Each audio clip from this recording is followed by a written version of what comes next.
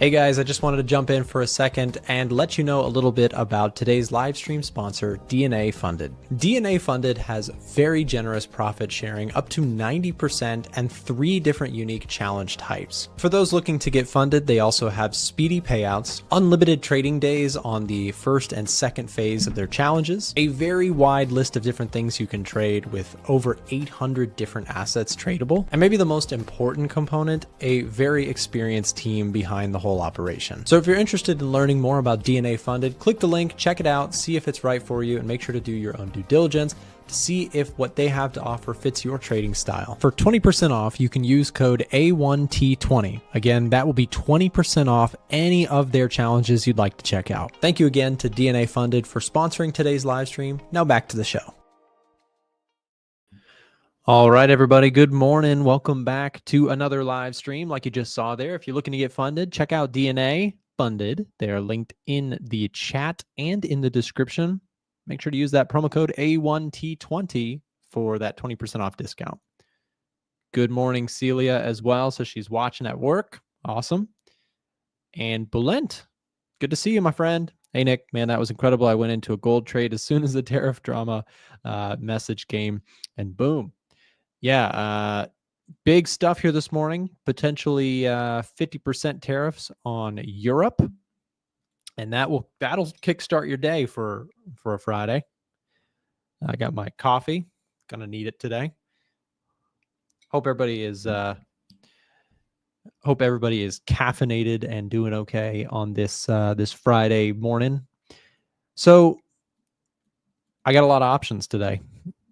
What am I going to buy? That is my personal opinion. Could be dead wrong. Maybe I shouldn't buy a thing. You probably shouldn't place any trades today.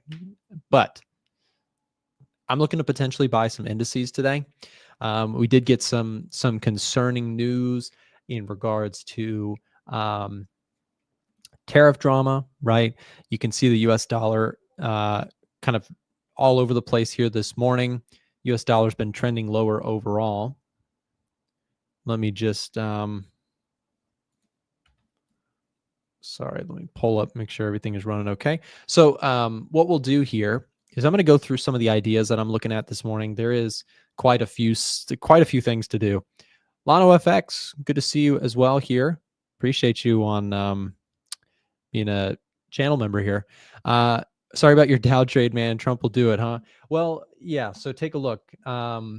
Here's my Dow trade, but I want to map this out because this is attempt one, right? So I am more than happy, or not happy, I guess, but perfectly fine with taking a stop on this trade. So let me show you what kind of took place. So I went long the Dow Jones. What was this, 2 days ago? So I went long Dow, and I had a stop below structure here. So I liked this setup. I thought most likely we're going to continue to grind higher, but unfortunately we had other plans, it seems.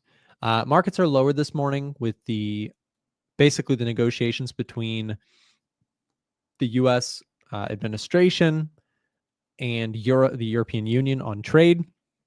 There seems to be a disconnect, right? Trump unhappy about the way they're handling the negotiations so far, believes that they're not being reasonable, so on and so forth. So regardless, the point is uncertainty about the progression of how that trade deal will go had the market freak out. So I did take a stop on my Dow Jones trade this morning. But if I can show you something really quick, this is the importance in my view, or how I trade, right? I don't go all in. Like, I'm not like, okay, Dow Jones, I'm all in. I think it's going higher, right? I have an opinion, and I say this all the time on the stream. I made an educated guess. I still, by the way, I think indices are going to continue higher overall, but we're going to have some chop. We're going to have some false starts. And so I didn't go all in. I took a small long trade on the Dow Jones. Still a big size in terms of just because, I'm working with a good bit of capital. Still, I think I lost like 6K on this trade, right? Which is a lot of money. Don't get me wrong. I'm not saying to the contrary at all. It is a good bit of money, but on the account, it's not going to destroy anything. It's another trade. However, this was a small initial trade on the account. Again, I know it's a good bit of money, but on the account, it's a relatively small trade. And I highlighted when I took this trade that I'm more than happy to take a second or third attempt with slightly greater size if we get some deeper pullbacks. So I acknowledged when I wrote this post that this was an aggressive entry. This was a 4-hour chart pullback. Now I think what you're starting to see is we are seeing some deeper retracements on the daily chart. And I actually, depending on how the chart trades here today, I actually like these levels quite a bit more. This range right here, I like this quite a bit more than my initial entry. I'll tell you why. I believe that this is a 38.2% retracement, if I'm correct. Yep. See that? So this area is a 38.2% retracement area of support. So if price can come down a little bit further, I actually like this trade entry a whole lot better than my first attempt. Was my first attempt worth taking in my strategy? Yes, still worth taking, even if it didn't work out. So, and I'm giving you this example because a lot of traders, what they will do when they have a trade like this where it gets stopped out, they'll say, what did I do wrong? Why did I shouldn't have taken this trade because, this candle or we saw this or whatever. No, I stand by the trade that I took. It met my criteria for an entry. I took the trade and it didn't work out. That doesn't mean your system is broken, right? Not every single trade is going to be a winner. And until you can accept that, that will be a deterrent to becoming a profitable trader, right? So when we look at this, we can't say, well, you might, and again, I'm just telling you what I'm doing. You do what you want to do. But for me, I'm not looking at this and saying, oh my gosh, I should have considered this and I'm going to change what I'm doing next time. Like that's what gets you into the cycle of doom stuff, right? You want to talk about trader cycle of doom, or you're just running in circles with what you're doing. Quickest way to do that is to change what you're doing every other day or every time you experience a loss, right? So I took an attempt. It didn't work out. I like this area a lot more for a second attempt. But Nick, what if that level doesn't hold? Then we look for the third and we move on, right? The point is, I don't need to be right all the time to make money in the long term. I just need to stick to my system, take good risk to reward trades, align and make sure that they align with the fundamental analysis that I'm doing, the technical analysis that I'm doing. I'm managing risk appropriately, and I'm not freaking out when I take a stop loss, right?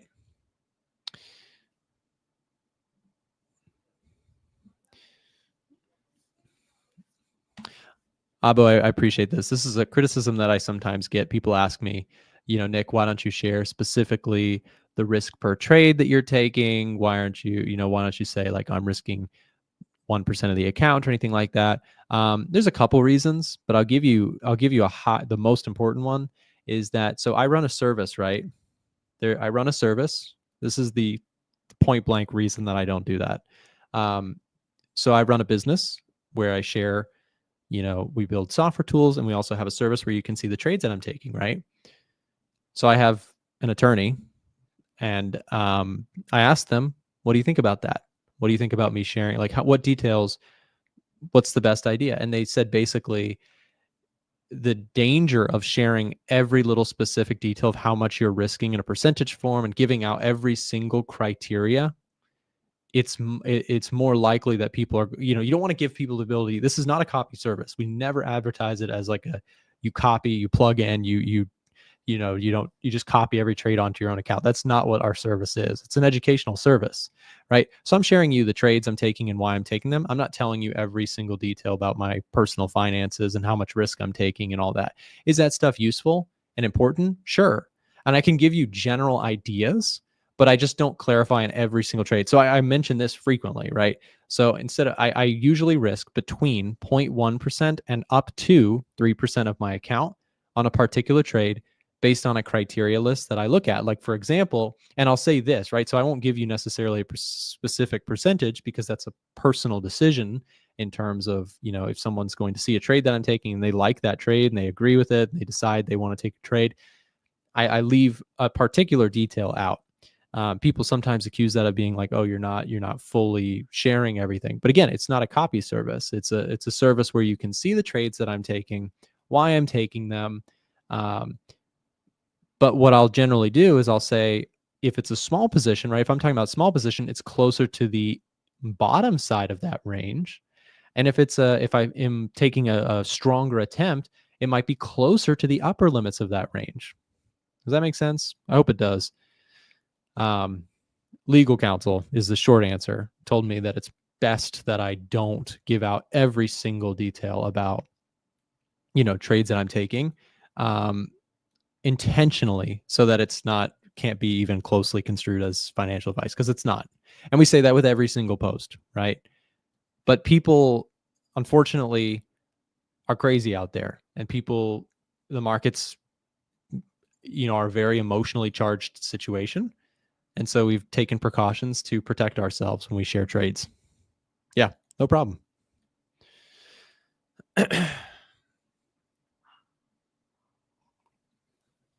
So indices are all kind of lower here this morning.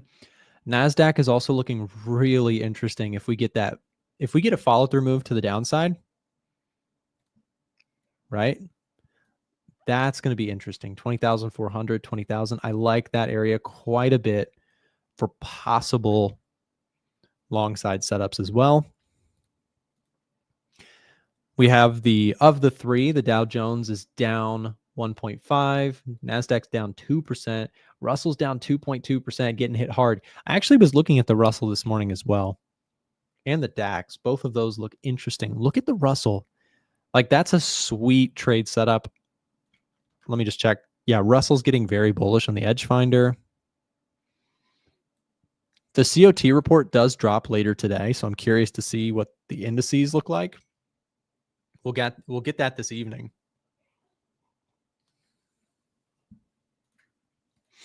So yeah, it's an indices day for me for sure. I'm also watching the DAX. I really do like the DAX setup as well. I'm probably going to take this trade today. US market opens up in 15 minutes. So I'd like to just watch the New York Open, see what how the dust settles, if you will. And then I'm probably looking at things like the DAX. I'm probably looking at the Dow again. May look at NASDAQ if we keep going lower.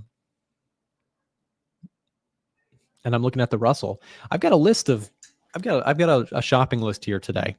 Again, I'm saying that not like I'm going all in on these ideas, but I'm stepping into this pullback. I actually think there's an opportunity here for some continuation plays. Maybe I'm wrong.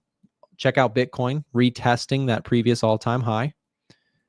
What do you guys think? I'm curious. Do you think, speaking of indices here, do you think indices are a buy or a sell right now?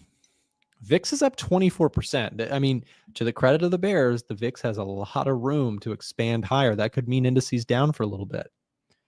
Let's take a look at the put to call ratio. How are we looking on the put to call? You guys know that's one of my favorite timing tools, or one of my helpful timing tools. Yep. High put demand. People are getting scared again. Actually, this was from yesterday. So the people who bought puts yesterday, they're actually looking good now.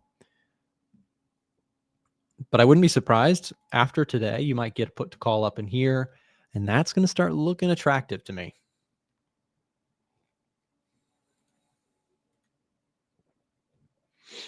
Some people think it's a sell.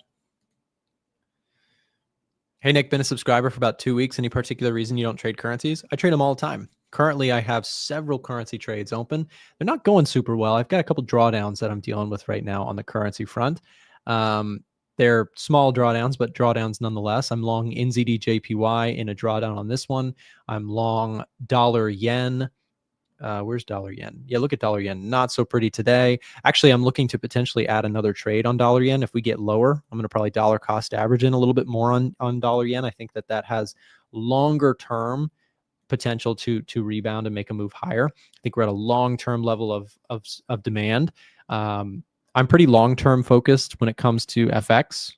So I'm not like a day trader of FX or anything like that. I do longer term kind of position trading on currency pairs. Euro pound, I was looking for upside to short into that. Didn't quite get it. CAD Swiss, I'm still long on this one. Not going super well. So I do have several currencies. I'm interested in the pound dollar. This thing looks like such a beast. Anybody watching pound dollar? I put out a marker a market update on pound dollar yesterday. Let me see. Actually, no, it might have been. Yeah, here it is. I did a pound dollar breakdown in our Telegram channel, highlighting that I think we could be moving past these highs. And we did, right? We are now moving across those highs. Check that out. So we got a big break here to the upside on pound dollar. And without getting too far into the fundamentals, most of our economic data in the Edge Finder suggests strength for the British pound. It looks really promising to me. I think that there's more upside for the pound. We'll see if I'm correct. Time will prove either right or wrong on that, of course. But my educated guess, quote unquote, is I think pound dollar continues higher.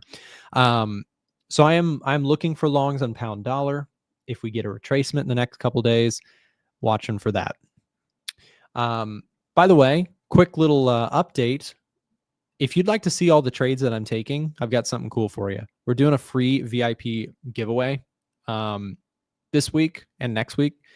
If you are not a VIP member and you'd like to get notified anytime I take trades, so let me just show you, just so you know what you're entering. If you'd like to enter, here's how. Step one, join the Telegram channel, and then just click this link in there, right? So just join the Telegram channel. We share chart markups and bonus clips from the live stream all the time in here, so definitely worth joining. So that link is in the description. It's also in the live stream chat right now. So join the Telegram first, then enter for a chance to win a free VIP lifetime membership with us. Inside of the group, you get to see every trade that I'm taking. Indices, commodities, Forex, right? Whatever I'm trading, I trade a bunch of stuff. All of it is shared inside of our Discord channel. And if you would like to enter for a chance to win a free membership, simply join the live stream. Ball out, you know what you're doing. I saw your message. Is Alan coming on today? This is he's pranking me because he does this. He knows where he can find the live stream schedule, and every day just trolls us. Ball out, you're a funny guy. Actually, you know what? I appreciate when you do that, Ball Out, because it reminds me to tell people where they can find that information. If you ever want to know what our live stream lineup is, head over to a1trading.com, click A1 live stream, and this is our lineup. So actually, we've got a gap here. James Chandler, I'm not sure if we have anybody coming on. So yeah, I think Ball Out is. I think you might be right, OT.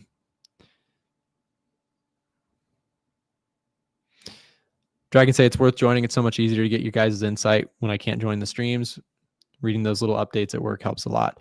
Yeah, I appreciate it. I really enjoy, like, one of the cool things about managing the Telegram channel is, like, when I put my thoughts into writing, it really helps me just to solidify what I'm thinking. And I make it concise so that people who are, I know you're busy, right? People are busy.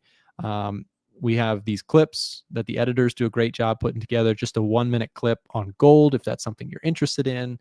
So we're doing our best to make this the most helpful, live stream and Telegram channel completely for free on the internet. So if you appreciate what we're doing here, consider joining our Telegram, consider liking the stream. Cheers. Happy Friday. I hope everybody has a nice weekend too. I'm not going anywhere. I'm just saying, I hope you have a nice weekend. So I mentioned this earlier. Indices are kind of in focus for me today. I like the DAX quite a bit. I'm watching the DAX for pullback here to this 23,250 level or so. watching the DAX, watching the NAS, watching the S&P. These all look attractive to me for possible buy setups today. We've got the New York Open or you stock market open in the next 10 minutes. We'll see how that plays out. You're getting some scary headlines. Oh my gosh, EU, US. But I'll tell you what, this is my opinion. As always, sometimes I sound like an idiot 2 days later when I give these types of opinions. So don't listen to me at all. But this is my thought on it. Okay, so indices are pulling back. I think people are they're picking up on the Trump playbook, right? The quote unquote art of the deal guy, right? Some speculate he didn't write the book. That's a fun rabbit hole to dig into. Or that he had someone else write the book and signed his name on it. I don't know. Anyways, I actually think that Trump knows what he's doing in terms of the negotiation process. He may be doing it in a way that a lot of people disagree, but what he seems to be doing is playing hardball, and then he comes back a little soft. Hardball, and he comes in soft. So with the EU stuff, right?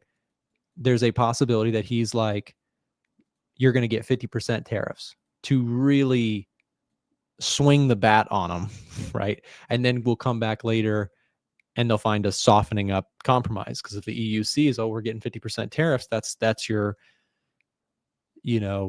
that's the situation, then they may be more willing to like, okay, well, now we know he's serious. We've got to find something in the middle. So the point is, again, there's a lot of controversy. It's a highly charged subject, and it's way deeper than people think. Like the tariff stuff is like, put it this way, I've studied this stuff for 10 years. This is my everything in terms of like my focus and my study and my career path is to study what's happening in markets and to share my insights and thoughts on the internet, right? Well, here's the challenge. Even it doesn't matter how much you know about something, markets can still surprise you. For example, COVID shocked many. The rebound effect was way more sharp than people thought. But the other thing is, like with tariffs, right? We don't know the long-term ramifications of tariffs in the modern era. The last time we had really steep, aggressive tariffs, which some accuse of being like an isolationist tactic, was many decades ago in the United States. So we don't know. Maybe it's a positive. I'm not necessarily saying that as if like, oh, it's got to be bad. Like it might be a positive. We don't know. My point is, in the modern, very globalized era, that uncertainty scares markets because people just don't know. We don't know what the story is going to look like in 2 years' time. Even the smartest economists are divided on the long-term effects of tariffs. So what's the good news in all this? The good news is, as traders, we don't need to know all that. We don't need to predict all that, right? You don't need to be a PhD in economics to still trade what we're seeing. But what I'm seeing right now is the US economy is not in a dire strait, right? And let me give you this is why fundamentals, like why I love them so much, right? I mean, they move the market. They're what drive markets. That's important. But why I enjoy having a tool like this, and I know, I'm putting my sales pitch to the side because I promise that's not what I'm saying. There is a significant piece that comes with having the data in front of me where I can be like, okay, am I crazy? Or do I think that these pullbacks are buying opportunities? Well, we can look at that. We can say, okay, well, why would those be buying opportunities? Well, first of all, the outlook on the economy, you look at consumer sentiment reports, has been pretty negative. I think we had a better than expected one recently, but let me just check that. If I go to, I'm going to go to, where is it? We had consumer sentiment, didn't we? There it is, consumer confidence. So consumer confidence continues to kind of be waning, right? So people's forward expectations, the consumer seems to be spooked, right? People are feeling uncertain about the future. And you can see consumer confidence has been kind of falling in recent times. in fact, like here's the election, people got more optimistic, and then they've kind of sunk in recent times with all of the uncertainty surrounding tariffs. People think inflation is going to be bad. People think the economy is going to be bad. So when I can say to in response to that, okay, this is what people are like worrying about, but people worried massively. Do we go back as far as COVID? Can we look at this? Can we look at January 2020? We can, guys. So look at this. So here is look at what happened to consumer confidence. This is an indicator within the Edge Finder. You can pull up consumer confidence if you have a copy. So look at this. Prior to COVID, here's consumer confidence up in the 120s, dropped to the 80s, like real quick when the world shut down, right?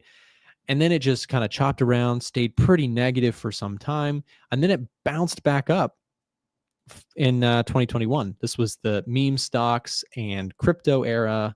And then what happened? Well, it kind of just normalized. And now recently we started a little bit of a decline in consumer confidence. And the reason I'm showing you that is that this horrible consumer confidence actually preceded a huge move higher in the stock market. So when everybody got scared, it actually was a great indicator of bullishness in the markets. That happened again when we saw the put to call ratio skyrocket. People bought puts like crazy early in April due to the whole Liberation Day. Oh my gosh, it's all going to end. And you know what else we saw? We saw people on the AAII Investor Sentiment Survey. I know regular viewers know I've beaten this dead horse many times. Look at what we got in consumer in the sentiment survey. 36%. People went from uber terrified, super terrified, stock market's going to crash, economy's going to crash, recession, all this, to then it's not so bad after all. See how that sentiment was just dead wrong? That was dead wrong. People in April were panicking when the market was actually at a wonderful, longer term, in my opinion, opportunity to buy the market. Now you might be saying, well, Nick, you're speaking with hindsight. Well, humbly I say, I know it doesn't sound humble, but go back and watch the live streams and videos and listen to what I said during that time. I said exactly what I'm saying right now. Everyone's panicking. The risk to reward in the stock market looks really good. And it was. You know, we've rallied back. Several of the names that I own in the stock market world have done phenomenally well. We are off of the lows in the S&P 500. Even with this pullback, we're still up 20% from the lows. That's crazy. But you're going to get hiccups. That's the theme of Trump. Love him or hate him, the dude is super volatile. The dude will come out swinging all of a sudden on something and sometimes say things that most people probably feel are uncomfortable to be saying. But he's not, you know, he's a guy that is going to speak his mind, love him or hate him. And that causes the markets to freak out at times. It causes the market to also, you know, get excited at times. But that's going to be the world that we're living in. I said this when we were doing back in November of 2024, we were doing the streams. I said, okay, if Trump's the president, your playbook needs to adjust slightly to account for that because he's different than a Biden. Again, I'm not getting political with that. I'm just saying he's a different guy. He's less, you know, Biden is a more predictable type of president than Trump. I don't think, again, whether you like or dislike him, I think most people would probably agree with that. You know, just his nature of kind of going heavy on whatever he's doing. And so that's going to be the environment I think that you're going to be in for the next couple of years. You're going to be in this market where sometimes things just drop in the morning and all of a sudden you're back in kind of a chaos mode. And then other times you're back in euphoria and chaos and euphoria. And I think that with the right tools and understanding, traders will be able to benefit from all that. If you know what you're doing, you stay level-headed and you stay focused on the data, I think there's a golden era of trading ahead of us. This is my personal opinion. This year, I've had a pretty good trading year. Not my best ever by any means, but I've had a pretty good trading year. I caught a lot of this bounce back in the stock market. I was long gold during the first part of the year. So far, I've had a pretty good year, knock on wood. So yeah. But how have I been doing okay in all this? Well, the data, like staying true to the edge finder, keeping an eye on the top setups algorithm, keeping an eye on the economic reports, just filtering out a little bit of the news media like headlines, right? That stuff is they're not necessarily in your best interest to give you objective news. It's their best interest to get you to click and freak out about something so that you read their articles, so that you watch their stations, so that you donate to their campaigns, etc. Right? And that's both sides. That is Fox News and CNBC or CNN, whatever. But my only comment about the Edge Finder, I'm mentioning it because it was brought to my attention, is that the heat map data is delayed by 15 to 20 hours. I think the sync there could be a bit stronger. When the heat map, are you talking about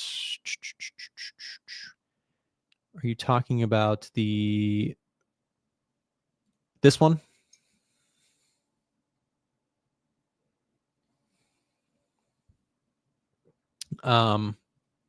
This one should be updating every 15 minutes. But I can definitely look into that. Heat map is the most important core element of the Edge Finder. If you're talking about the top setups page, that's another heat map, or maybe you're talking about the economic heat map. We have a couple heat maps now that I'm thinking about it. This is updating. Most of these reports update on an hourly timer. Nick, how much did you lose on the US 30 trade? I lost a wonderful 6.5. I haven't looked at it, but I think it was $6,500 on that trade. Just a casual Friday morning. No, I'm watching the Dow. I'm actually, watching a couple indices this morning. Look at the SP500. I think that's starting to look attractive. US stock market just opened up. Take a look here. Look at this, a little bit of a bounce back here. NASDAQ also bouncing back. I'm going to watch to see how things settle this morning. I'm also watching the DAX. We tagged a level support. If we go back and test that low, I'm probably going to look to get into that. I also like the Russell. I think the Russell looks attractive here today.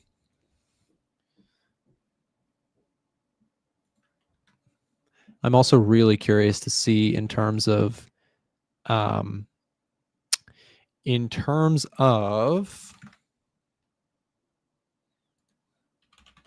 commitment of traders data that comes out later. I'm very curious to see how that shapes up.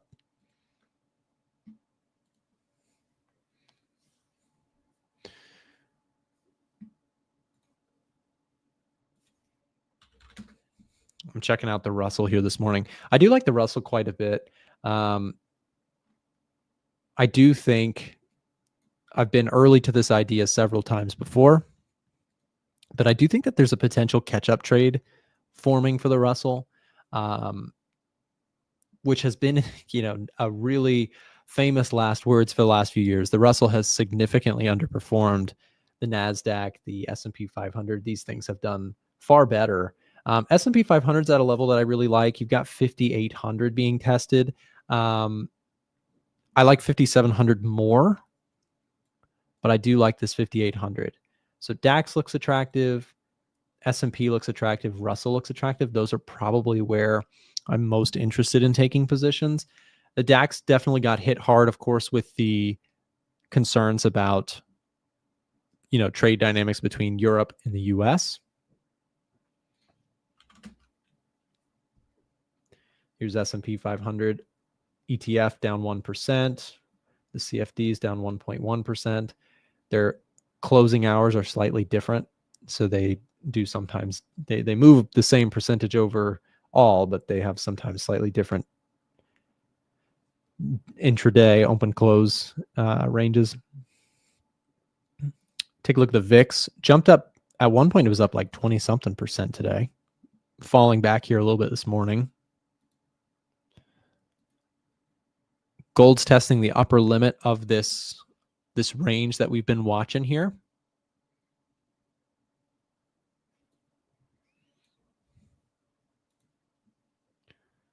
So check this out. We've got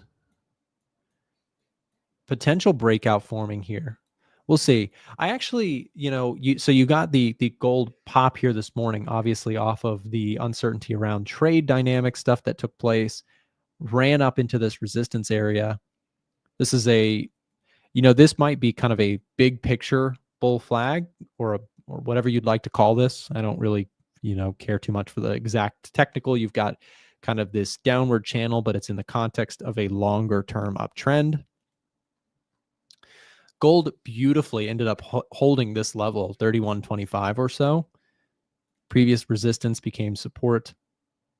Pinpoint, perfect rejection. I'm not long, so I'm not saying I played that perfectly by any means, but I am pretty impressed by the way essentially price was able to just tag that trend line, tag that support. I mean, this is just a beautiful technical reversal off of this level.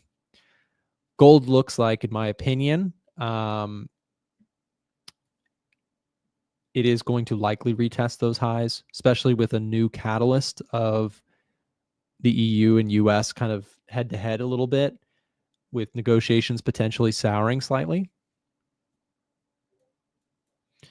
But your short-term kind of level of resistance that we're at, we'll be very curious to see how we react to this point, right? So you've got this downward trend line here that we're testing at this moment. If you get kind of a breakaway today, that could be kind of an intraday move today. That's a possibility. It's a pretty aggressive move, but it's possible to occur. But I don't have a bullish bias on gold. I know from a technical basis, I've just outlined that it looks like a really strong chart, but I don't have the confirmation at this time from the edge finder. The economic data significantly kind of does not help the case for gold. Specifically, I'm talking about the US economic data. Let me show you. So we're just very in the middle with our US surprise meter. What that's showing you is that when we look at the US dollar impact chart for all of our major economic data that the edge finder tracks, all this is telling you is that we're getting a really mixed report of data. So if we take a look at non-farm payroll, NFP, came in better than what analysts forecasted. That's bullish for the dollar. Jobless claims this week were also slightly better than expected. That should be bullish for the dollar too. But what's not so bullish for the dollar? Inflation came in soft, right? PPI, CPI, these numbers came in soft compared to their forecasts, right? Services PM. So why is that bearish for the dollar? Really quick, for the newbies on the fundamental side, we're glad that you're here, and we respect all levels of fundamental analysis around here. Long story short, the Fed wants to cut interest rates to make borrowing cost more accessible to themselves for the national debt and also for businesses and consumers. To cut interest rates, they want to see that inflation is down. Why would they need to see that? Well, because if inflation is high and you cut interest rates into that and make it so everybody can go out and borrow money really easily, inflation goes crazy, right? Imagine if prices are already going up and then you say, okay, everyone can now borrow money super cheap. What's going to happen to prices? Boom, we're going to rip. So the Fed does not want to cut interest rates if inflation is high, but they will cut interest rates if prices are doing more normal things. They may cut interest rates, right? But here's the thing. Interest rates may get cut. What does that do to the dollar? It's bearish. The dollar is more strong if they're not cutting rates or if they're hiking interest rates higher. That makes the existing supply of money more valuable. It makes debt, lending debt more profitable and borrowing debt more expensive, right? So that's why we want to understand these things. Those are forces at play in the markets at this time. So the US dollar looks really mixed. And so when I look at gold, if I just said, hey, I think the dollar is kind of a mixed outlook, what does that tell me about gold which typically, not always, but often enough, moves somewhat inversely correlated to the US dollar. Well, if I think that the US dollar is mixed, it would make sense that in most scenarios, I also think gold would be mixed. If I thought the dollar was going to be very strong, my bias on gold would likely be more negative. If I thought that the dollar was going to weaken, then I would think gold should rise. Was that helpful? If it was, if that made sense, give me a 1 or a yes in the chat really quick, just to let me know that that actually resonated. I know interest rates and inflation, all that stuff can be very confusing to new traders. Also, James or Chandler, one of you guys, if you could send me a message. Do we have somebody? I haven't checked. The schedule was missing someone at 9:45 earlier, but if you could just let me know. Okay. Kenzo's coming on. Okay, thank you. Appreciate you. I found it. Thank you for updating that. Okay, so we'll have Kenzo joining the call here in just a moment. Bitcoin pulled back here a little bit, back to 109, hit a high of 112, I think. Did it hit 112? Really close to 112.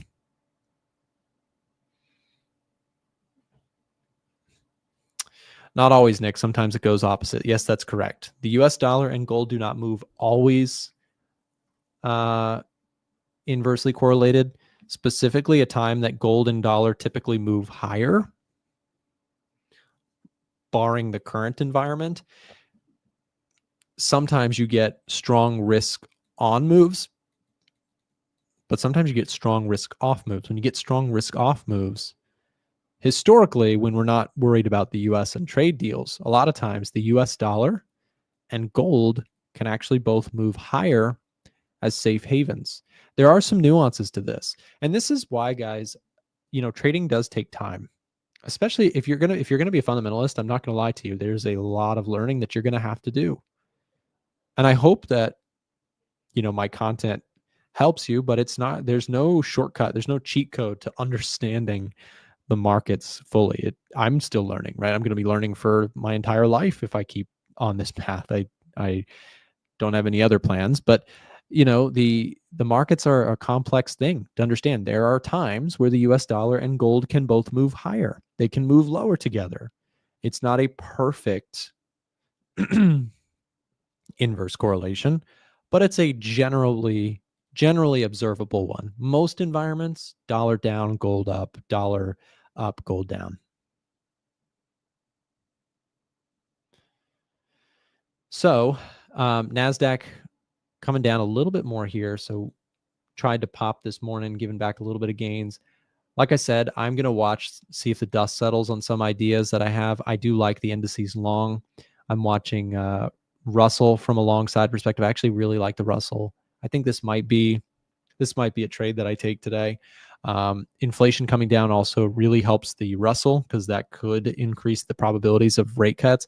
I also see the Russell as an attractive option because of the onshoring and domestic stuff that the Trump administration wants to do. The Russell's a lot more small companies that are more focused domestically. So I do like the Russell quite a bit. And I think that probably is a trade that I will place today. Russell COT report comes out today. I'm very curious to see what they did with the Russell. Did institutions do a little bit of Russell buying? So on and so forth.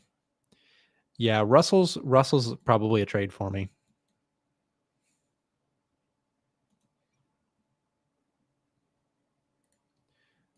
In fact, I'm going to pull that up, see if I can see what we're looking at.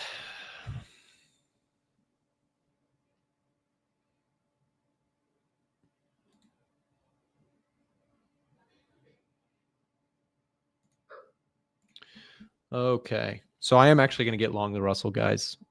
We're 15 minutes after the bell.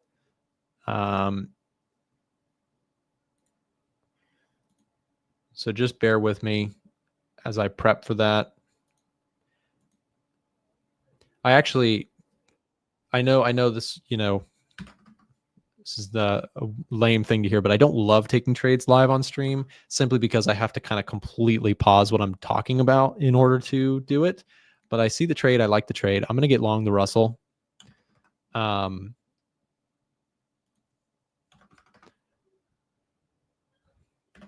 So we've got Kenzo here in the back. What we'll do now, guys, we're going to take just a quick break.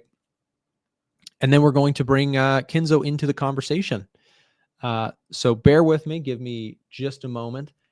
I'm going to place this trade here, and then we will be bringing on Kenzo in just a second. Stay tuned.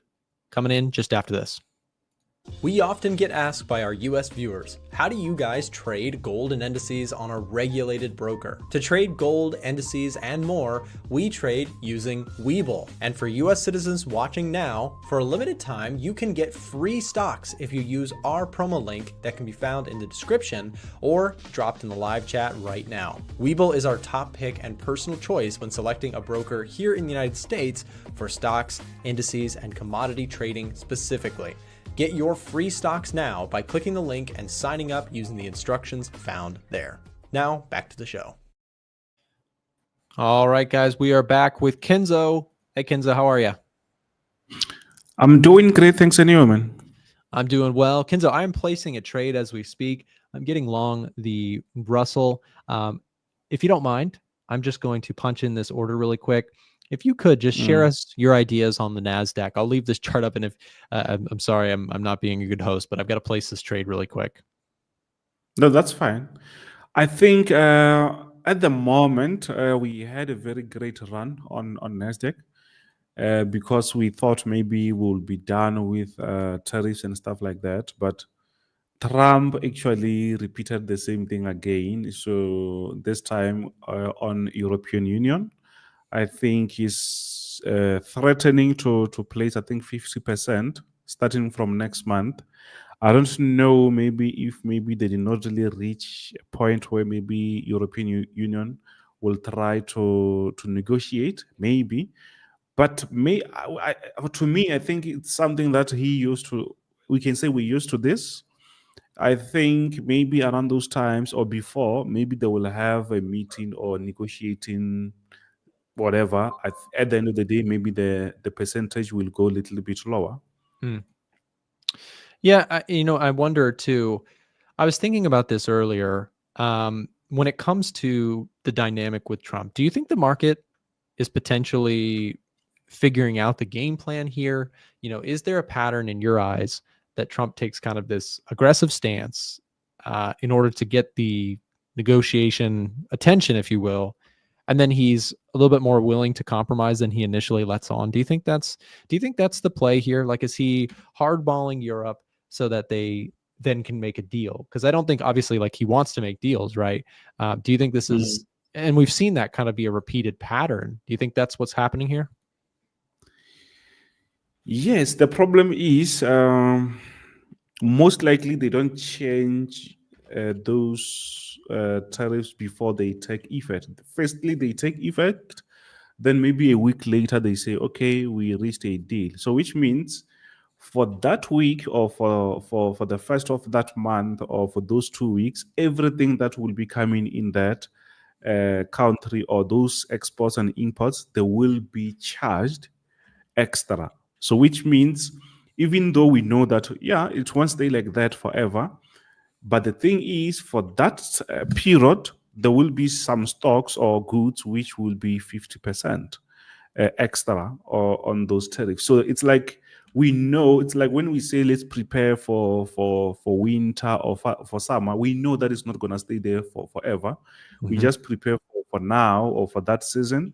Then when it's done, we just continue with our lives. So it's just like that. We know that it's not going to be there, but the panic is still going to be there because those goods, they're going to feel that. Those companies, they're going to feel those tariffs, even though it might be short-lived. But the thing is, European Union, they also a bit aggressive. So it's a different thing. I don't know how long will they try to drag that, but they are much aggressive as I saw their communication and stuff like that. Sure. Yeah, and I guess when it comes to the indices, so so let me just give you a little bit of an update on my trade that I just placed. I appreciate you taking the lead for a second there. So with the Mm, Russell, these are smaller cap companies, and it's an index that I like to trade quite a bit because the mm, Russell, here's the thing, right? So the Russell is more smaller companies. I know, Kenzo, we've mm, talked a lot about companies like Apple, right? These ginormous international companies, and then Amazon, right? This is in all corners of the globe. Amazon is a mm. US company, but it might as well be an international global company. I mean, it is a ginormous entity. The Yes. Russell is a collection of mostly or more heavily focused domestic U.S. companies. Mm, These are smaller businesses. It's the Russell 2000, so it's an index of many companies that are much smaller than the major ones that we all know, like Microsoft. A lot of these companies, mm. most of us have never heard about. But the reason I like Exactly. that index is because of a couple of reasons. Number one, they're very sensitive to interest rates. And I do tend to think that interest rates are going to come down this year. I think that inflation is making progress. I think that, if the dust settles on the tariff stuff, which obviously is not a great look today, we heard from the Fed Waller, which is a member of the committee. The Waller mentioned that if there is some resolution on the tariff side, there's a good chance that rates can come down this year because that will offset some of the concerns that the Fed committee has. The reason I'm pointing that out is that the Russell 2000 index, small companies, all companies want to see interest rate, Mm, right? That's good for borrowing costs for businesses, for consumers. It stimulates the economy. Stocks always want, and politicians also always want rates to come down. Uh, mm, but I think that they do have the potential to come down this year. We have oil prices uh, still low, right? We have the 10-year is kind of chopping back and forth. But I think if you get any sort of softening in the data, it could lead to a sharp drop in the 10-year. And I also mm. tend to think that inflation continues to trend lower. We've seen that in some of the data here recently. So I'm wondering your thoughts. Do you think because again, when I say I'm long the Russell, right, which is a very sensitive to inflation, sensitive to interest rates decision. Now, if I'm right about that, I could do Mm, really well with this trade. But obviously, if I'm wrong, I could get more punished than the other indices. This morning, look at how aggressive the way this thing moves. This thing was down 2.2% just a wow. few minutes ago. Now it's uh, only down about 0.9, but very volatile, similar to the Nasdaq. Uh, I'm curious when it comes to your perspective. Do you like the Nasdaq, the Dow Jones, the S&P 500? Which one do you think has the most potential upside? Yeah, I can say starting with Russell 2000. I think Mhm. that one, if we look for, let's say, maybe 6 months, 8 months from now, yes, that will actually move very nice. Especially when the data is also softening, which means we expect rate cuts, even though they don't specify now. But slowly we start to see that the data is actually allowing us to have that confidence to say, yeah, there is a chance of those rate cuts. Hmm. So on the US 30, or let's say indices, yeah, this one is quite difficult. But if you still remember before, I said I will stick around with US 30, Hmm. trying to avoid this crazy volatility that we get from Nasdaq, S&P 500, and that, because this tariff topic seems like it's gonna stay with Hmm. us for this year actually, because 90 days after that 90 days they're going to negotiate again, and I don't think they will just agree at the same time, so which means the year will be going to an end, so which means US 30, even though we see some reversals here and there, I also took a loss. I think it's today, early today, Hmm. on US 30. I still believe that the volatility is not really aggressive as Nasdaq and S&P 500. To me, I think that is the stability that I want, not those crazy moves. But those crazy moves, if you are on the right side, sometimes they are good. But yeah, I don't. It's not really sustainable. You see. That's a good point, and to your point about that, Kenzo, is take a look of the major three indices, not considering the Mm, Russell for a second. Dow Jones is down the least of the group. Now, obviously, mm, on the upside, if the whole market's rallying, typically, not always, but in recent years, the Nasdaq typically leads higher and leads mm, down as well. When it's all dropping, the Nasdaq kind of takes the biggest hit. When it's rising, it takes the biggest rise. mm, So yeah, no, I tend to agree that some of the more value centric names, I think have the potential to do just fine in all of this, and that technology stocks are at the highest risk. I mean, let's take a look at an ETF really quick. This is the semiconductor ETF, SMH. This is NVIDIA, AMD, Qualcomm, mm, Broadcom, all these chip makers. The reason I bring this up is that this is a very, very volatile subsect of the index that is really focused mm. on, the chip producers, Taiwan Semiconductor, like all these really high volatility stocks. Take a look at this rally. That is a Whoa, 46% 45. rally in just a short period of time. But granted, you pay for that with the very sharp drawdowns. That's a 37% move down. So Mm, you can really pick where you want to be. But as you pointed out, the nice thing about the Dow Jones is that typically, the NASDAQ saw a 26% drawdown or so. The Dow Jones mm. only saw about an 18%. So it can be nice on the downside if you see more tariff drama.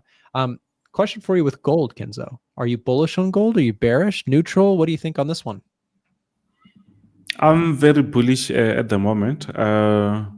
I've been following Russia-Ukraine tensions and stuff like that, and also the negotiations that they're trying to do. I can see that they're still delaying them, and that it's actually good for gold. Mm-hmm. And this all smaller tensions that we see all over the world, they actually feel good. But the one that we have with Russia, I think that it's something that it's still pushing gold to go a little bit higher.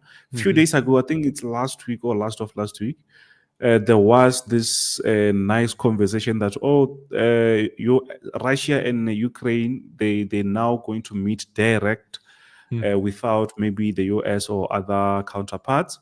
We started to see gold struggling. And after that, we started to see the delays, and now it's going back again. So, as long as there is those tensions, I will still be bullish on gold.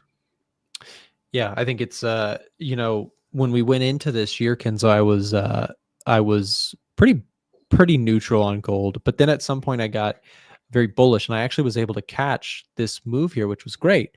Since then, Mm, I took another trade. I got stopped out on an idea, and then I just haven't traded it since. I'm very curious to mm, see if gold is going to rally back up to these levels. I think based on what you just said, I think we probably agree that in order to get us up into the 3,500 territory, we would need to see mm, some escalation of what's been happening in the world. Like, for example, Russia denies willingness to speak further with Ukraine, or mm, maybe something happens in the Middle East, or something happens in China and Taiwan, or any of these possible catalysts. And I think gold is telling you that the world has been kind of, for some time, mm, increasingly worried about many circumstances. So we'll see if that mm, materializes in any way. But yeah, I mean, when it comes to trade war, that's been a huge catalyst here to the upside. And with today's news, the EU and the US clearly having a little bit of a disagreement in terms of how the trade negotiations are happening, with that 90-day mm. pause eventually going to come to a close, I believe in July. Yeah, it introduces some uncertainty that it may be sticking around with us. Yes, and plus, beside geopolitics, we also have the possibility of rates cuts, which means the dollar will lose some strength, and Mhm. that will also give gold to also continue with the uptrend. But as long as we have this going simultaneously, geopolitics and also rates cuts, that will be a nice fuel. But if maybe geopolitics or tensions start to cool off, I Mhm. think one way or another, gold will have no choice also to sell off, even though maybe the rates will be lower, Sure. because I think it's overbought, but the situation allows it to still push to the higher side. as we see the tensions. Yeah, and I think again, a lot of people are also just looking for an alternative, right? People are looking for an alternative to traditional stocks, bonds, especially the US denominated stuff. It's like, okay, if I don't want to be, if I don't want to be attached to the United States so much, then where else can I go? And I think that brings up another topic, Kenzo. We have gold, obviously, an easy answer in that, but also Bitcoin. Bitcoin is back past the all-time highs. Are you trading, holding, watching Bitcoin, cautious on it? What do you think? Yeah, I'm trying to. I did check it. It was like seriously flying, I think, since yesterday. Yeah. So yeah, at the moment I don't really have. I bought some other ones, the smaller ones, which unfortunately they don't really perform very well. Like Doge, they do Mm, perform very well, but not that much. Also XRP, I think it's a Ripple or Ethereum. I mean, it's a mhm, Ripple, and the other one. So they don't really move nicely as Bitcoin, but this type of moves, they just happen once in a while mm, and it stops. Like Bitcoin, that's what it does. It moves maybe for a very nice week, then after that it will just consolidate. mm. But I like the fact that I think it's going to push other ones, the smaller ones, to head in the same direction. I think that will be great, by the way. What I've noticed so frequently on Bitcoin specifically, Kenzo, is that when we do get these big moves, the pullbacks are so minor. Like, notice Mm, how when Bitcoin is really making its move, it typically does something like this. It shoots up, as you just pointed out, consolidates, doesn't really pull mm, back a lot. It just shoots up, consolidates, shoots up, consolidates, shoots up, consolidates, shoots up, consolidates. Are we going to shoot up mm, again? I mean, that's an interesting pattern because it's sort of recognizable in all the big moves of Bitcoin. When Bitcoin really makes its aggressive moves, everybody who's like, "Oh, I'm waiting for a pullback," rarely gets an opportunity to get one, right? So it's really mm, interesting how that, and then of course the other side that can be more frustrating is that can also go into very long phases of mm, consolidation and grinding lower, right? That would, imagine if you had bought into the hype around 73,000, and we can take a look here and say 180 days later, you're down 26%. Market's at mm. 53,000. So it's not an easy thing to trade. I don't know that Bitcoin is. I wouldn't consider it to be an easy thing to trade. Uh, I don't know about Mm. you. Do you trade Bitcoin, or do you mostly just hold smaller coins or Bitcoin too? Actually, I never traded like active trading. I just bought and hold few coins here and there. But these days, it's tough to just buy Bitcoin because it's quite expensive. Hmm. So holding smaller portions, to me, it's a different story. So I rather buy the smaller ones. At least I can hold a lot of them. Yeah, that's a good point. Like, if you're going to be in crypto, you might as well be in the. But then the challenge with it is, as you pointed out, is like recently we've not even seen anywhere near the participation from the smaller coins. I would have thought that if Bitcoin was crossing 100K, we would have seen many other, really incredible rallies. I know we've had, like, what is it, Poly? Like, I know so little about crypto in general, but Solana, I think, is like another one that's done really well. But yeah, I mean, it kind of seems to change each season. I mean, take a look at Ethereum. Mm. Ethereum has done terrible, um, absolutely horrible compared to Bitcoin. But then you have some other new ones that have popped up, but Bitcoin seems to be the one that kind of sticks through it all and is consistently like a crowd favorite. So just kind of Yeah, interesting. I think. Yeah. Yeah, I think gold, Bitcoin to me it's similar to gold, Mm, or let's say metals. It's crypto or versus metals. So on the metal side, we can say gold it is the one, but we still have copper, we still have silver and platinum and the other ones, which they don't really perform, or they will never outperform gold. mhm, mhm. So even on the crypto side, Bitcoin, if maybe you missed Bitcoin at the lower stages, yeah, you can still buy potions or whatever. but still you can still have the alternatives, which they don't perform very nice, but it's better to hold like 10 of them, 100 of them, Mhm. unlike maybe buying only 0.0 what percent of Yeah. Bitcoin, you see. It's really interesting because actually you made I really like your point about metals, because when we take a look at gold, pull up a weekly Mm. chart, this thing has been a monster for, oh, I don't know, 5,000 years. Like this thing has been a powerful investment. Well, maybe not Mm. investment, but a security of wealth if you just bought and held it during all that time. Uh, Yes. However, take a look at like copper, for example. Like let's compare that chart to copper. Copper also has done well over time. And if you bought copper at $2, right? And then now it's at, almost five. Like, yeah, you've done well, like you've returned, but it's not the same as Mm. gold. However, there are seasons of massive relative performance for copper, Mm. where in just over a year it returned 133%. There's times where silver has had massive runs, in 2020, silver was an absolute beast. And then it consolidated and has since really not been very impressive compared to gold. Here's silver, here's Exactly. gold, right? Look how different that is.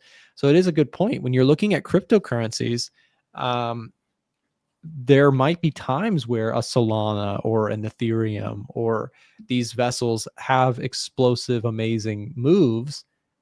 And then the big picture is that the Bitcoin of the world Mm. seems to, at least for now, based on, with hindsight in our favor, it seems to be the one that does consistently the best over the longer term.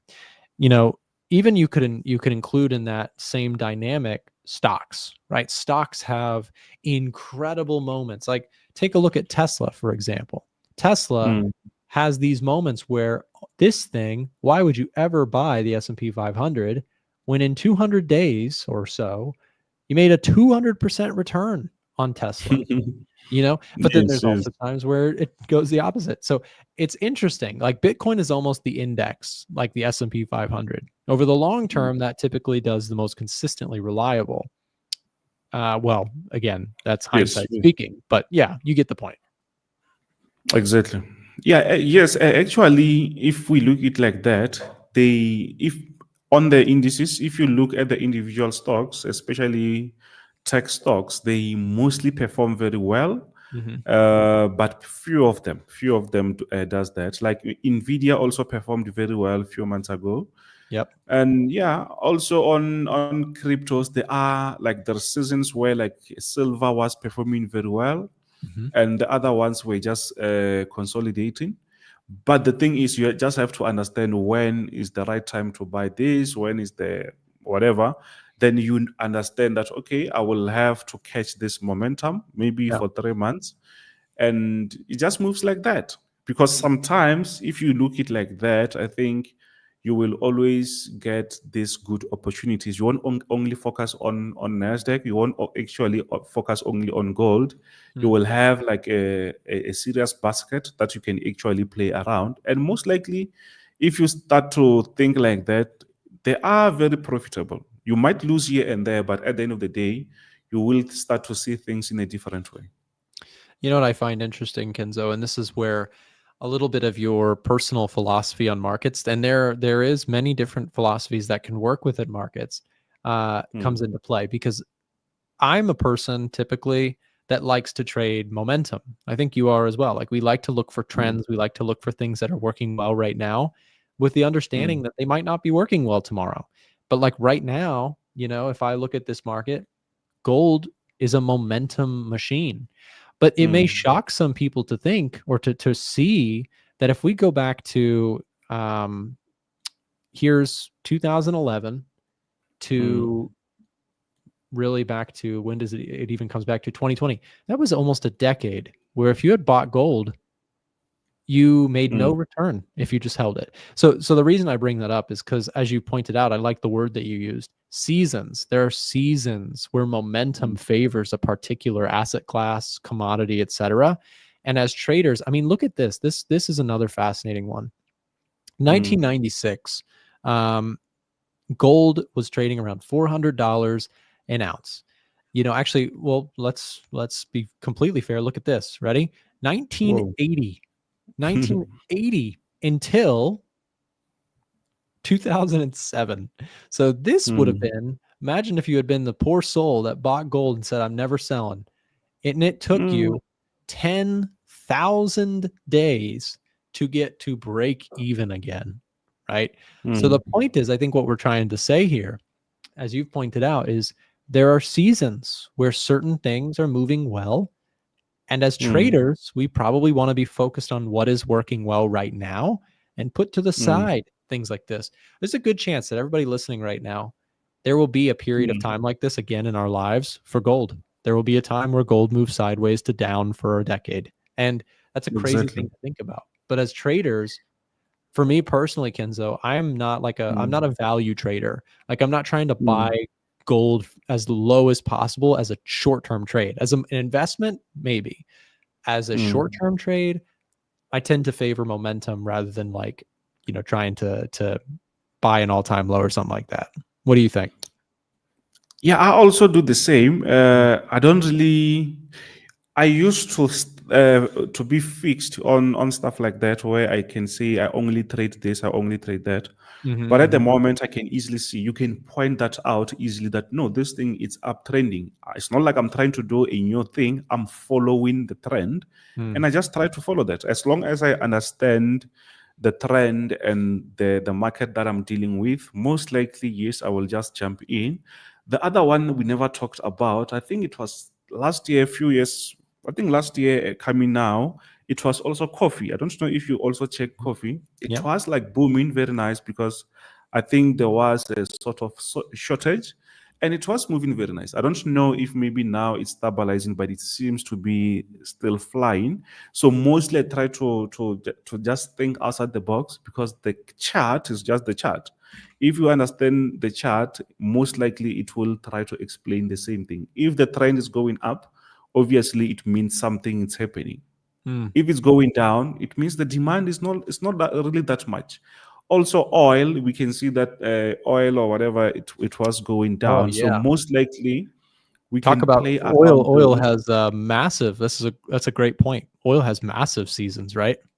Yes, you see, so those are the stuff that if you combine, you might find that they're not even more than 10. So it's those things that you can actually manage very well, and you can still do them at the same time.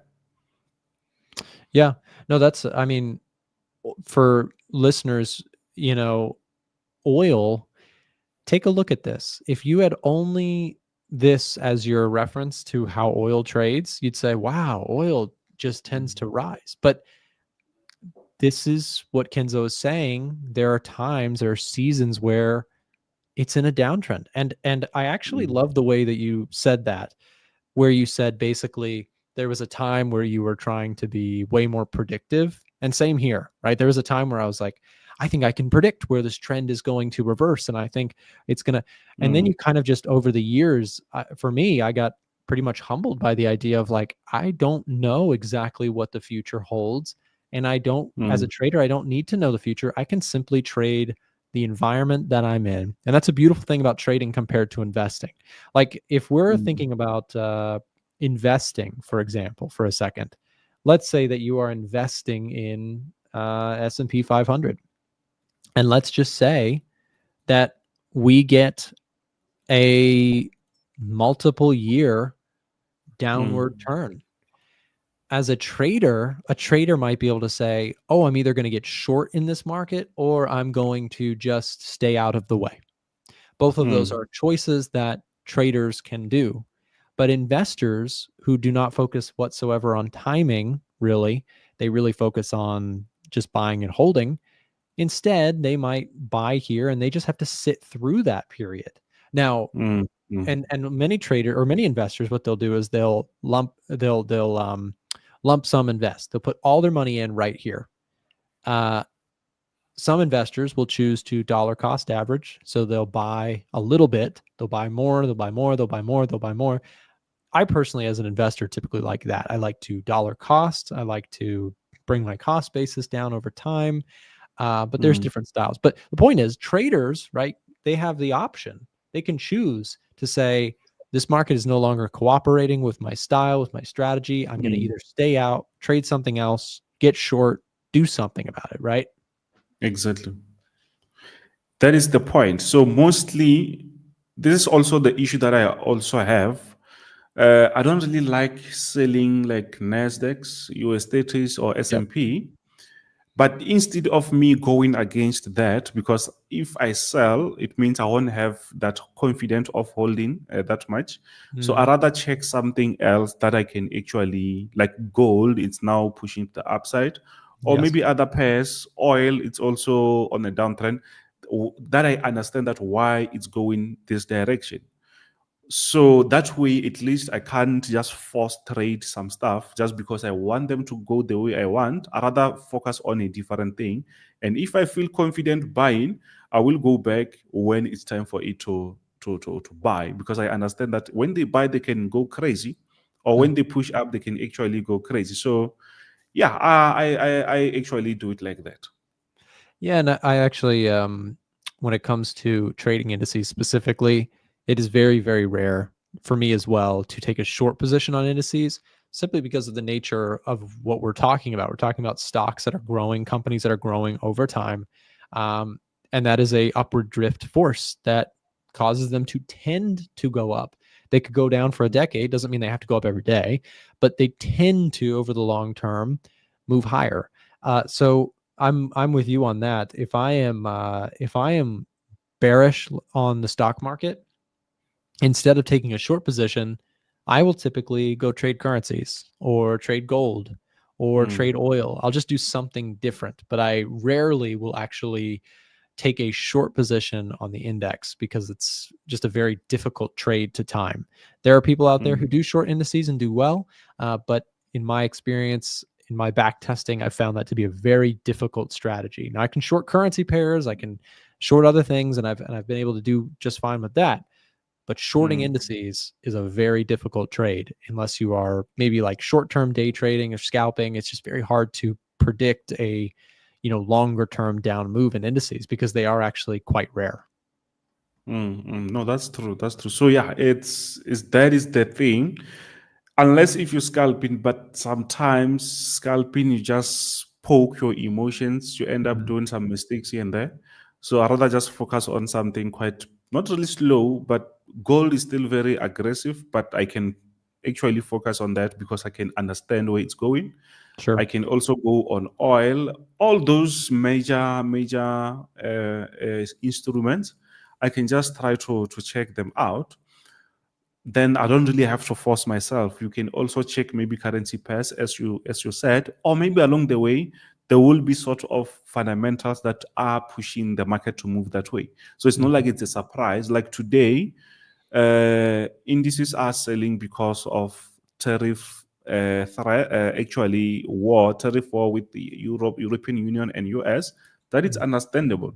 But we know that only one communication might change everything. So you can't Sure. just have that confidence to say, I will hold this for longer, because they might update us maybe tomorrow. Things change very Yeah. quick.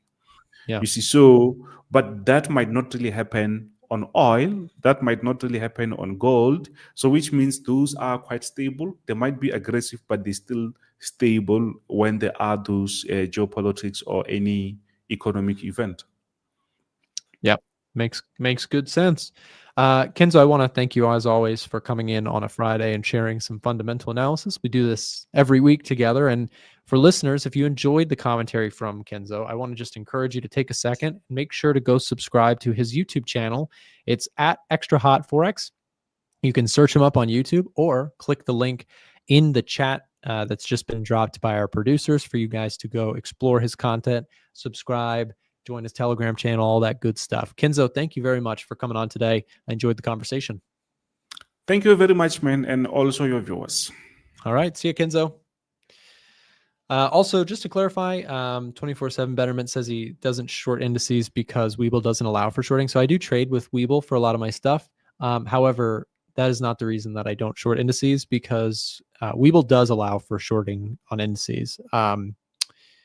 I mentioned that I don't short indices because it doesn't align typically with my strategy. I've done a lot of back testing on it, and I just Shorting just typically is like a break-even approach for what I do, which is just not really worth doing for my style. And also, instead of putting that capital to work shorting or taking that risk shorting, I typically will instead go find something else that I like to trade, currencies, commodities, other things like that.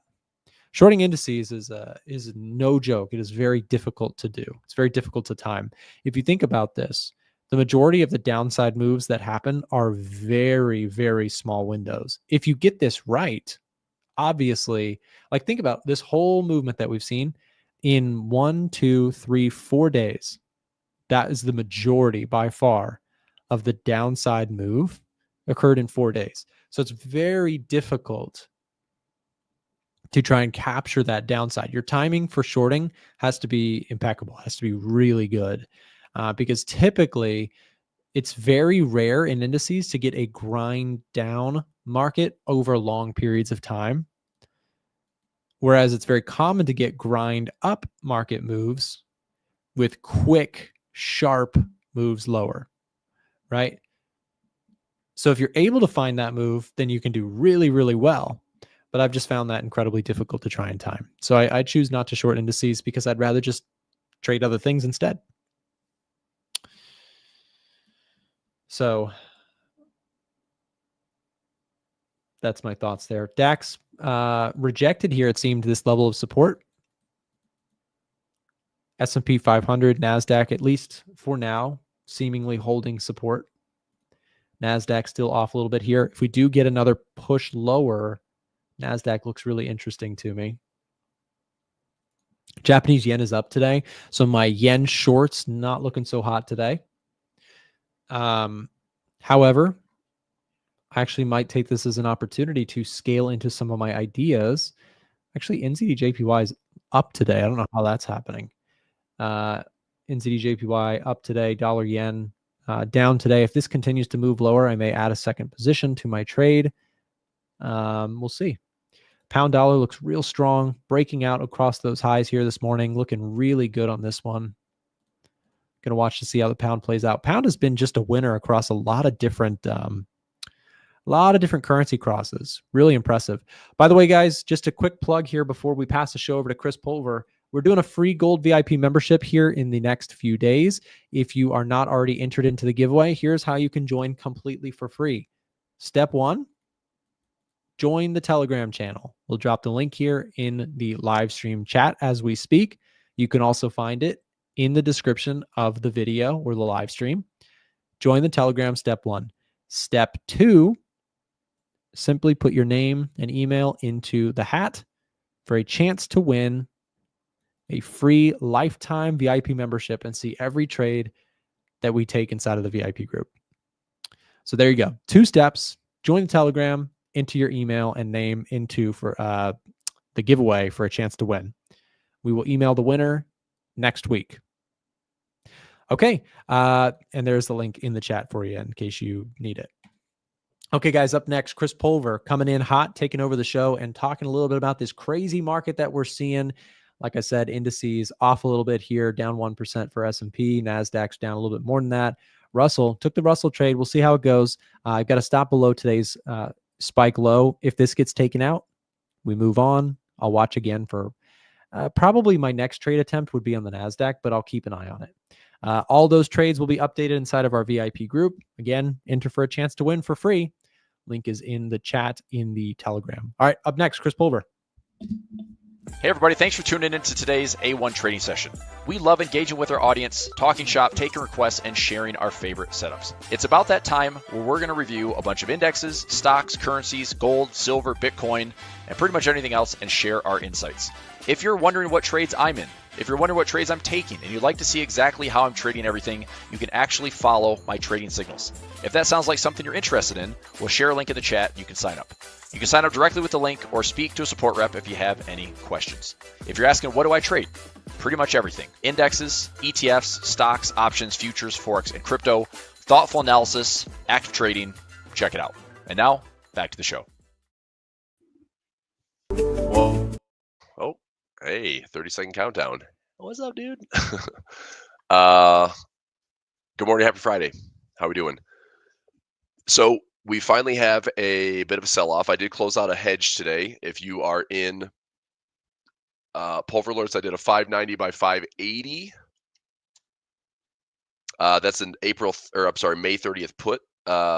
So 590 was the buy put, 580 was the sell put, paid 380 for it. And right now I closed it out for about 640 to 650 credit. So I'm going to update that one right here. This will be a quick reply on that message. Trade management. Closing the 590 by 580 bear put spread hedge for 650 credit. So entry was 380, closed 650 credit, taking the profit. Let me make sure everybody can see that.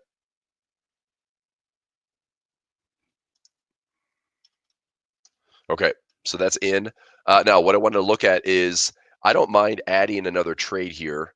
If I did a, just a put at 278, if I do a, this actually isn't a bad position. If we're going to fall a little bit lower, if I did like a, 580, like this isn't bad for $100 of income. I have a profit trap here. If we struggle to go higher, I have about a $5 profit trap on top of the credit that I can pull in. This is a little bit better. This is a little bit better. Pull in some more income here in the next 69 days. Let me see if I can go maybe at the money. Let's try like this 75 by 70. So I think I'm going to take this trade. So I'm going to put this in for my margin accounts. It's a little income trade for 117 bucks. Let me go a little bit less here. 150. That's a little bit better. I'm going to try to take this trade for 150. 150. Okay, not filling at 150. Let's try a 140. Mid's 148. I think 145 will fill. 148 not filling. 147. All right, 147 just got filled. So I'm going to be in this trade. 9732. All right, I'll get this all filled up here.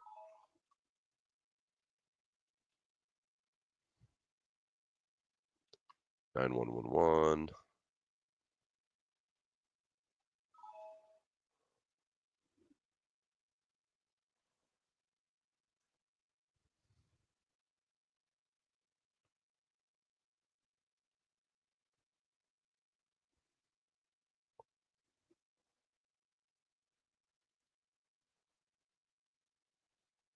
Okay.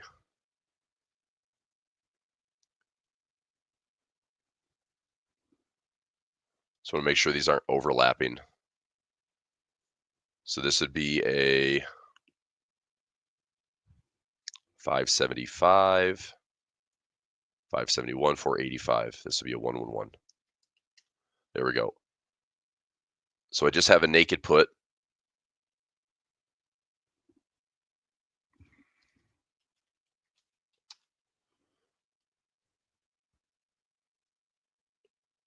All right.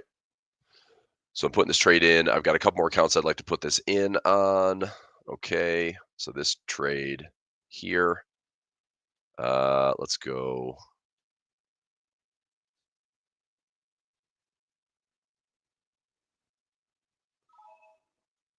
Got it.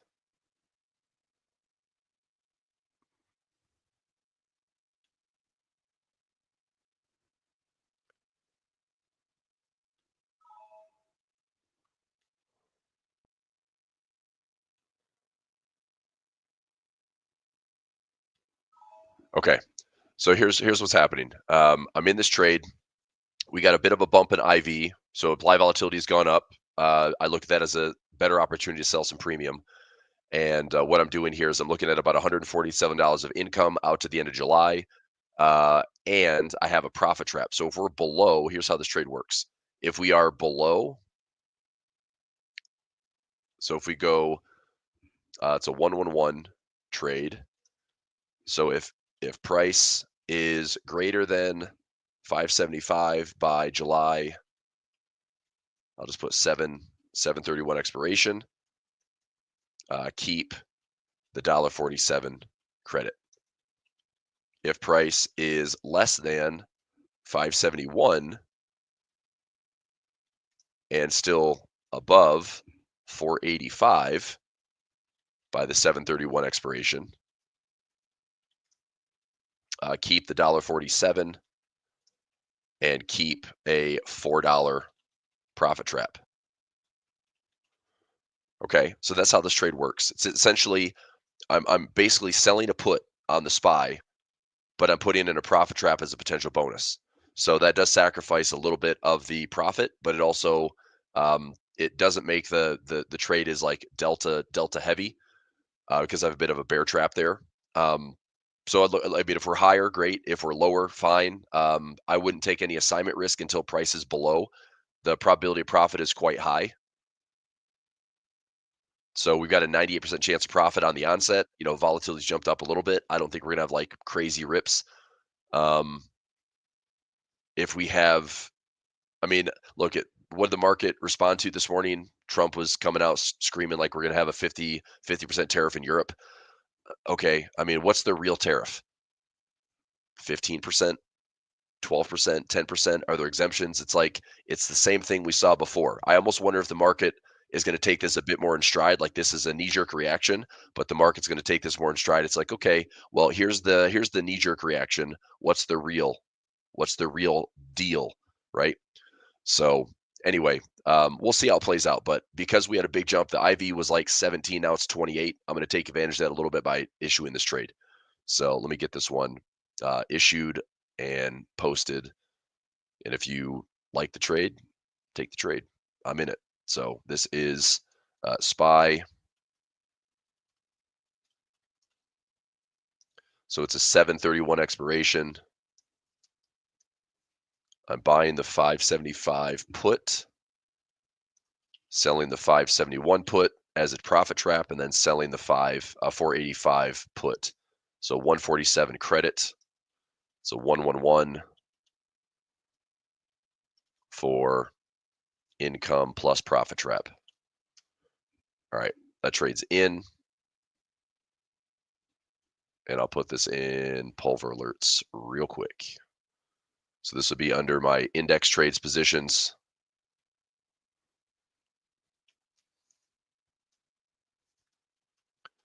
New trade, SPY, income and profit trap. So I'll build this out for you so you can see it. This is the hedge that I put on. So this is the one that I just closed out. We're trading around what's the price on SPY right now? 578. So 578 is right in here. So realistically, like this is now. Like we go to right now. That 578 is offering about $150 to $200 profit. If you wanted to sit on this over the weekend, I want you to see the difference of coming in because we have a holiday weekend, so no markets on Monday. Come into Tuesday. Look at Tuesday morning opening bell. I just want you to see the difference of how much time works in your favor. If you come into 9 a.m. Tuesday morning, 9:30 when opening bell happens, okay? If we're still trading around 578, which is current price, this trades up about $230. If we flush a little bit lower on the day, then let's say we trade down to 575. Well, now you're up $300. You know, so I mean, just time. I don't have to. I don't intend to hold this trade until Friday next week. You know, I closed it out already for 650, which gives me a net profit of about $270.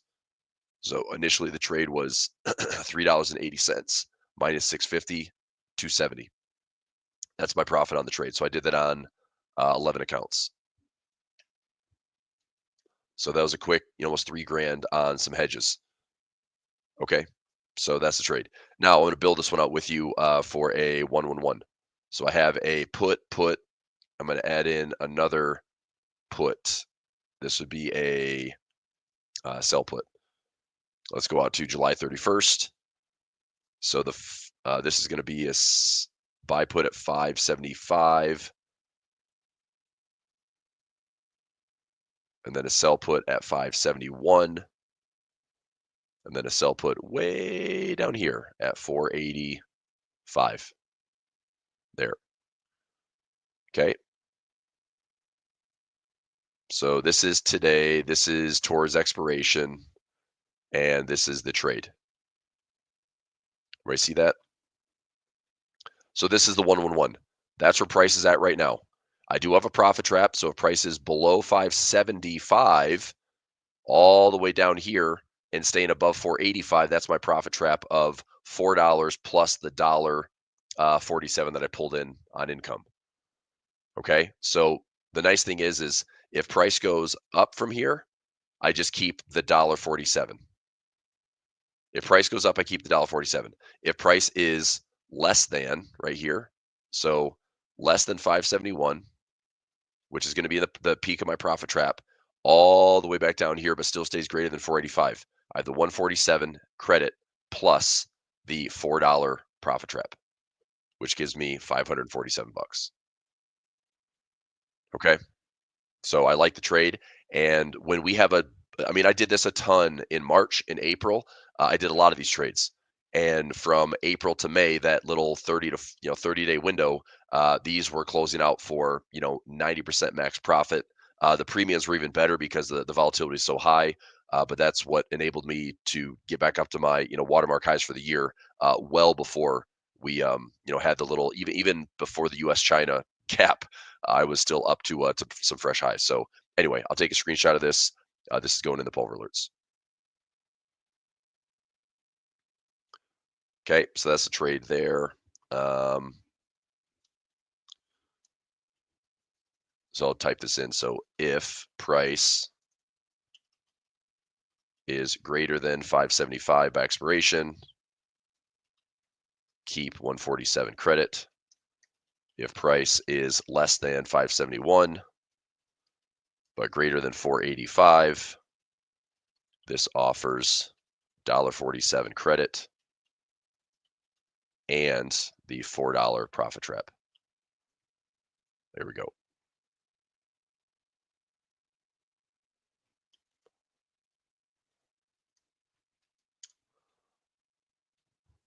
Okay, so screenshots in, good. SPY's in. Okay, let's do similar. I'm gonna look at something similar on the Qs. I'd like to see the Qs pull back just a tiny bit more, but let me see if the IV jumped up on the Qs, because I might do the same thing here. 28.1. I don't mind doing the same thing here. I don't have a ton of exposure on the QQQ. We have the same expiration out 69 days. So my lows are around 400 bucks, 402. So if I did let's say 505 by 501, another $4 trap here. And then I go down to the 400. This is only if it offers up a decent premium. So I'm getting less credit for that trade, right? I do a profit trap now for $4 and I put in basically a cash secured put at $400. I'm only getting 55 cents for the trade. Now that means that I can't necessarily put the Qs all the way back down below the lows like I can on the SPY. The SPY, I can put it, at the lows. So if I tried the 405, I still, I'd have to really bump this up to pull in income like I just did, I'd have to go 420, which is obviously a little bit higher than the lows. So Qs just don't line up the same way. And I'm okay not taking the trade. It doesn't set up the same way. So all right, I like the trade in the SPY. We'll move on. Let's go currency strength this morning. Dollar weaker. Well, let's see if dollar weaker is heading up into my profit target on euro dollar. Still up about 145 pips.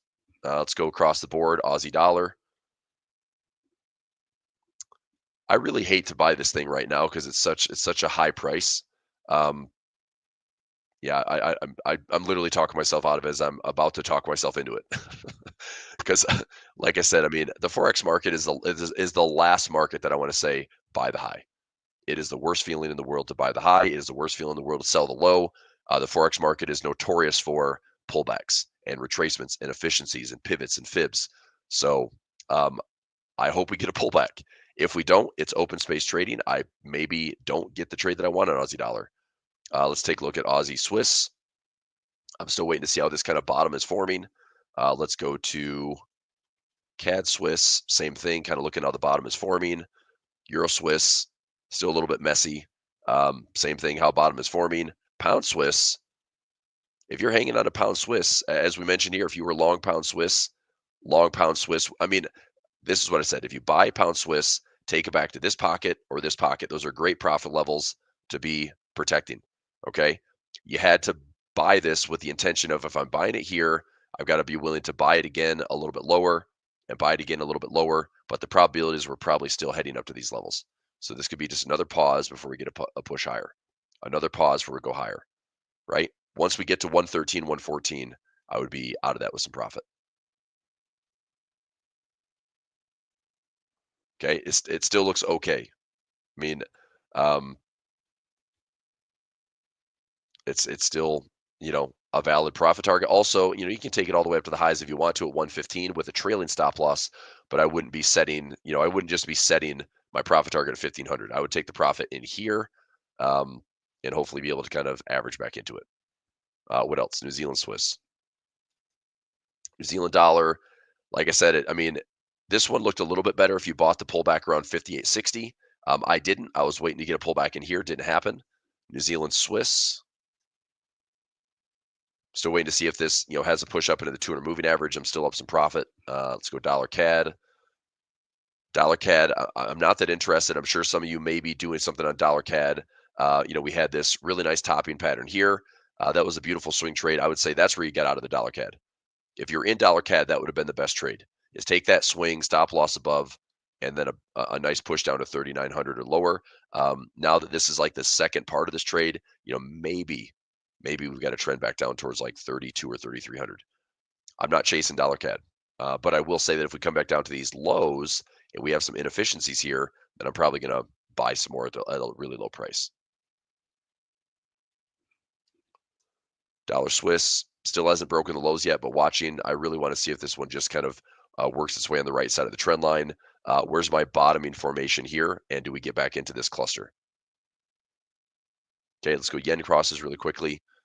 Yen, not really that exciting right now. Not really that exciting. Yeah, I'm going to say it's kind of a nothing burger at the moment.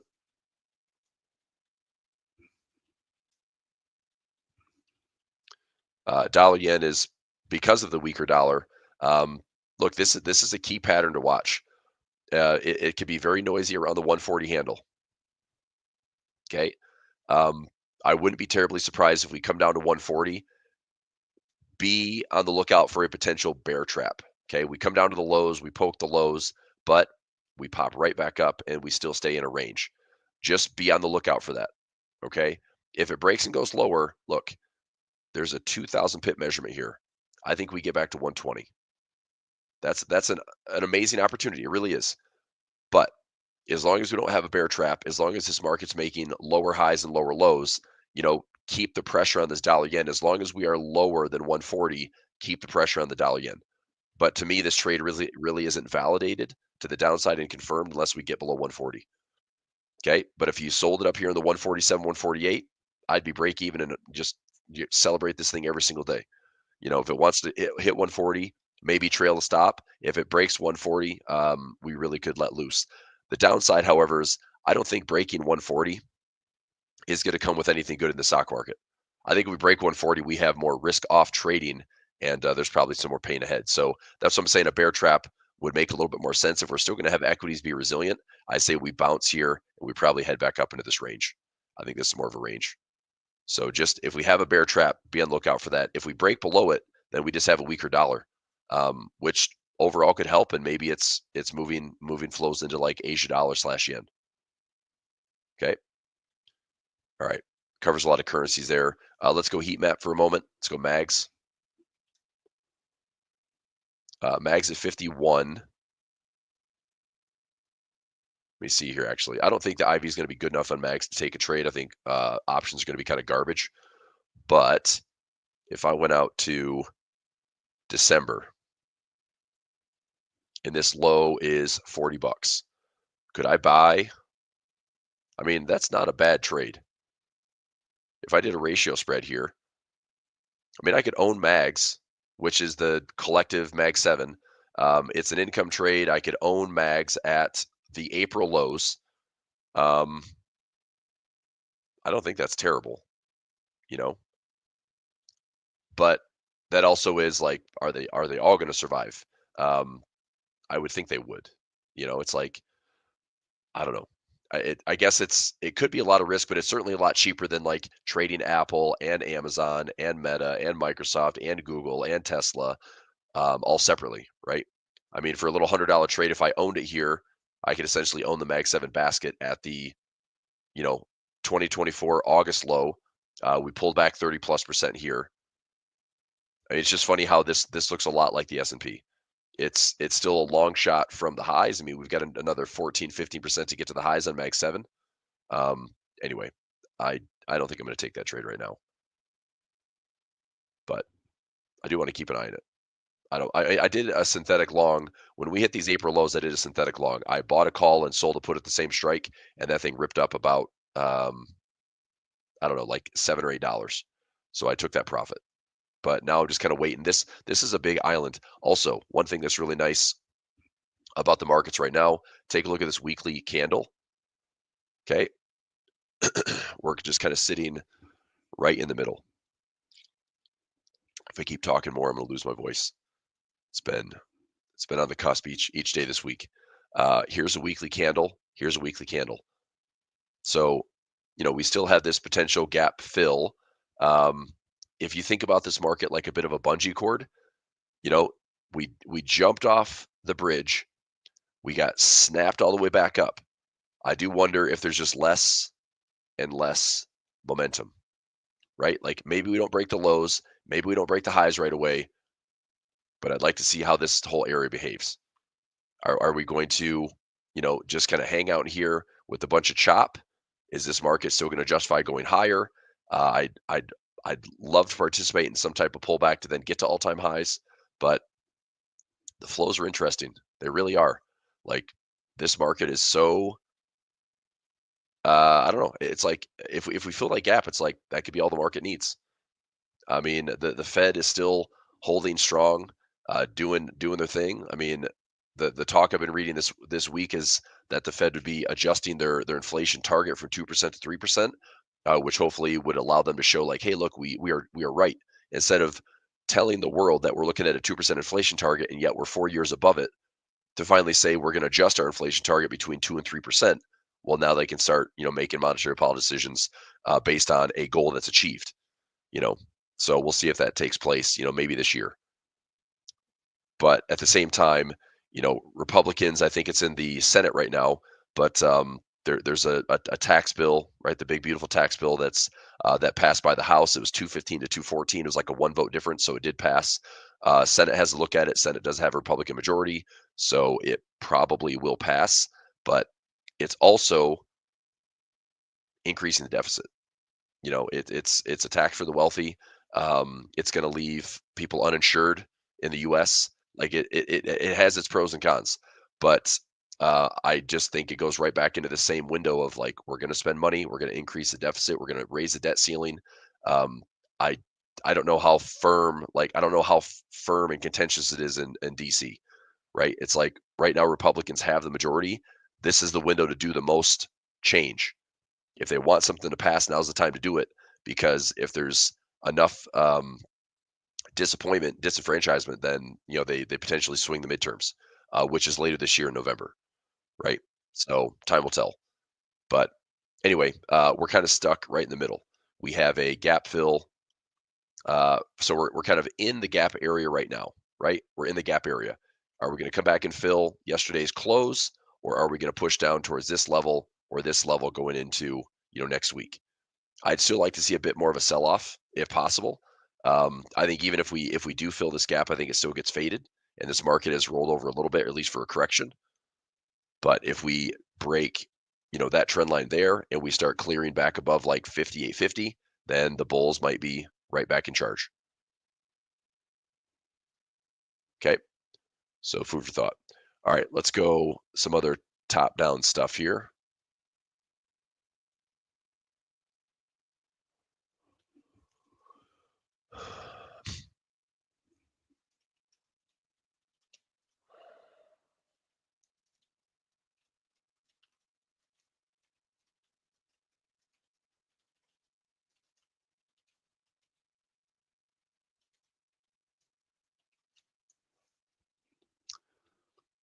Let's go gold and silver. So we've got S&P down about 0.9%, NASDAQ down just over 1%, Dow is down 0.7, Russell is around 201.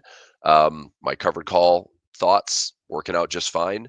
I'll still sell more calls. I'll still collect the income. That is IWM, Tesla, MicroStrategy, and even SPY. I'm selling calls in SPY as well. I was looking at, I might actually do this in this. I just got a new account that started. I may end up buying some shares and looking at, I'm going to price this out right now, actually. If I looked at like a 1 day for the SPY, so if I sold here, I don't really want to get in the money. If I sold like a 30 delta, so I get some income there. So if I sell a 30 delta for about $1.50, what's my delta if I wanted to pay for a debit? So what I'm looking at, is there a way that I'm just thinking about this yesterday on a walk. If I did like a 0 to 1 day collar trade, okay, and this is just kind of hypothetical chat here, but I'm going to kind of price this out and figure out if this is a good strategy to make some daily income. So if I buy 100 shares of the SPY as an example, right, and then 0 to 1 days to expiration, I play a collar trade, which is I sell a call at higher price and I buy a put at lower price. My goal would be to somehow produce about 50 to $1 credit per day. I'll say per trade. Okay. And I can just repeat this. Now, it's going to be a lot of management, but I'm going to kind of dedicate like one account to this and see if it would be worth it. So if I wanted to, like 30 delta, it's kind of that one standard deviation move. If I did it, I can generate a few bucks. Let me try to do like it's probably better to assess this like in the mornings. So like Tuesday morning next week for a 0 DT. But if I were to sell this for $1.40, and then I go down to kind of make around 50 bucks, like right there, I could buy a 17 delta put. I could sell a 30 delta call. I can pull in about $40 income. Okay. Now, on top of that, if price goes up, I mean, there's room for gains here. Like if I buy the shares at 577, here's how this trade works. If I buy the shares at 577.40, I collect, let's say 45 cents on this trade. Well, there's my break even. If price goes up to 583, I get it called away at 583. I make $600 today. Okay, that's a great trade. Also, if the market is moving lower, if I note this debit around 95 cents and the price drops today, can I turn a 95-cent debit into like $1, 80, maybe $2 and change of credit? So I think a 1 day expiration might be the way I consider pricing this out. I'm going to experiment on one of my accounts with this. So the nice thing is it's covered either direction, right? Price goes up, I get the appreciation, I get income, right? I have price going up, I get it called away, no big deal. I'll just reset it, do another collar trade. Price goes down, as long as I have at least 1 day expiration, if we have a nasty, nasty down day, that put should grow and swell in price and I could lower my cost basis and I just reposition the collar the next day. So anyway, food for thought, but it struck me, yesterday just on a walk. I'm like, I think I'm going to kind of play, because right now it's like, I don't know if this market's going to keep melting up higher or if we're going to have a pullback. I think it's going to be a noisy spot. Nobody really knows where we're going to go. I think all-time highs are in the cards for 2025. I think we can get there. But in the interim, it's like, I know I can jump into these markets, get my hands a little bit dirty in the trenches and grind. And even if it's like 50 bucks a day, 50 bucks a day, 50 bucks a day, 100 bucks a day. If I do a 1 DT, so I trade it on a Monday, have a 1 DT for Tuesday. Okay. And then for Tuesday, I take it for a Thursday. Thursday, I take it for the next week, Monday, perhaps. Point is if I'm managing the math like aggressively, I think that gives me some income opportunities every, like basically 2 or 3 income opportunities every week. And I'd say on average, if I could generate, 50 to 100 bucks on each one of those trades, making an extra 150 to 200 bucks, 300 bucks a week, you do that over 50 weeks, it adds up a lot, right? So, I mean, I'll just be conservative and say I can make an extra 100 bucks a week. Well, you do that over 52 weeks. That's not bad on just the income side. Now, if price gets called away with a big up move, then I take it and I reset it. But that's churning an extra, basically $52 of improving your price.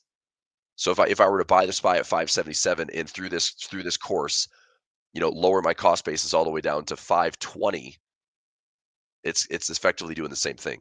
Or just kind of grind. And if we have like a nasty down day, I can turn that, little tiny inexpensive put into something very profitable and then lower my cost basis with it. So anyway, I'll marinate on that over the weekend, but this is something I'm looking to incorporate into some of my accounts just for a bit more of an income churn. Okay. Let's see here. Daniel, there you go, man. I mean, as always, dude, you grind like crazy. Back up now, done. Okay, that's a huge improvement. All right. Okay, so let's see where the market wants to get us by the end of the day. I've got a broken wing butterfly that I'm in for it's a 58.45 pin price. So I'm going to put that in at 58.45 right there. As long as price stays below that today, I'll keep 95 cents. So I set the debit already. It's a 95-cent credit. I set the debit for 10 cents, I believe. Let me double check that here.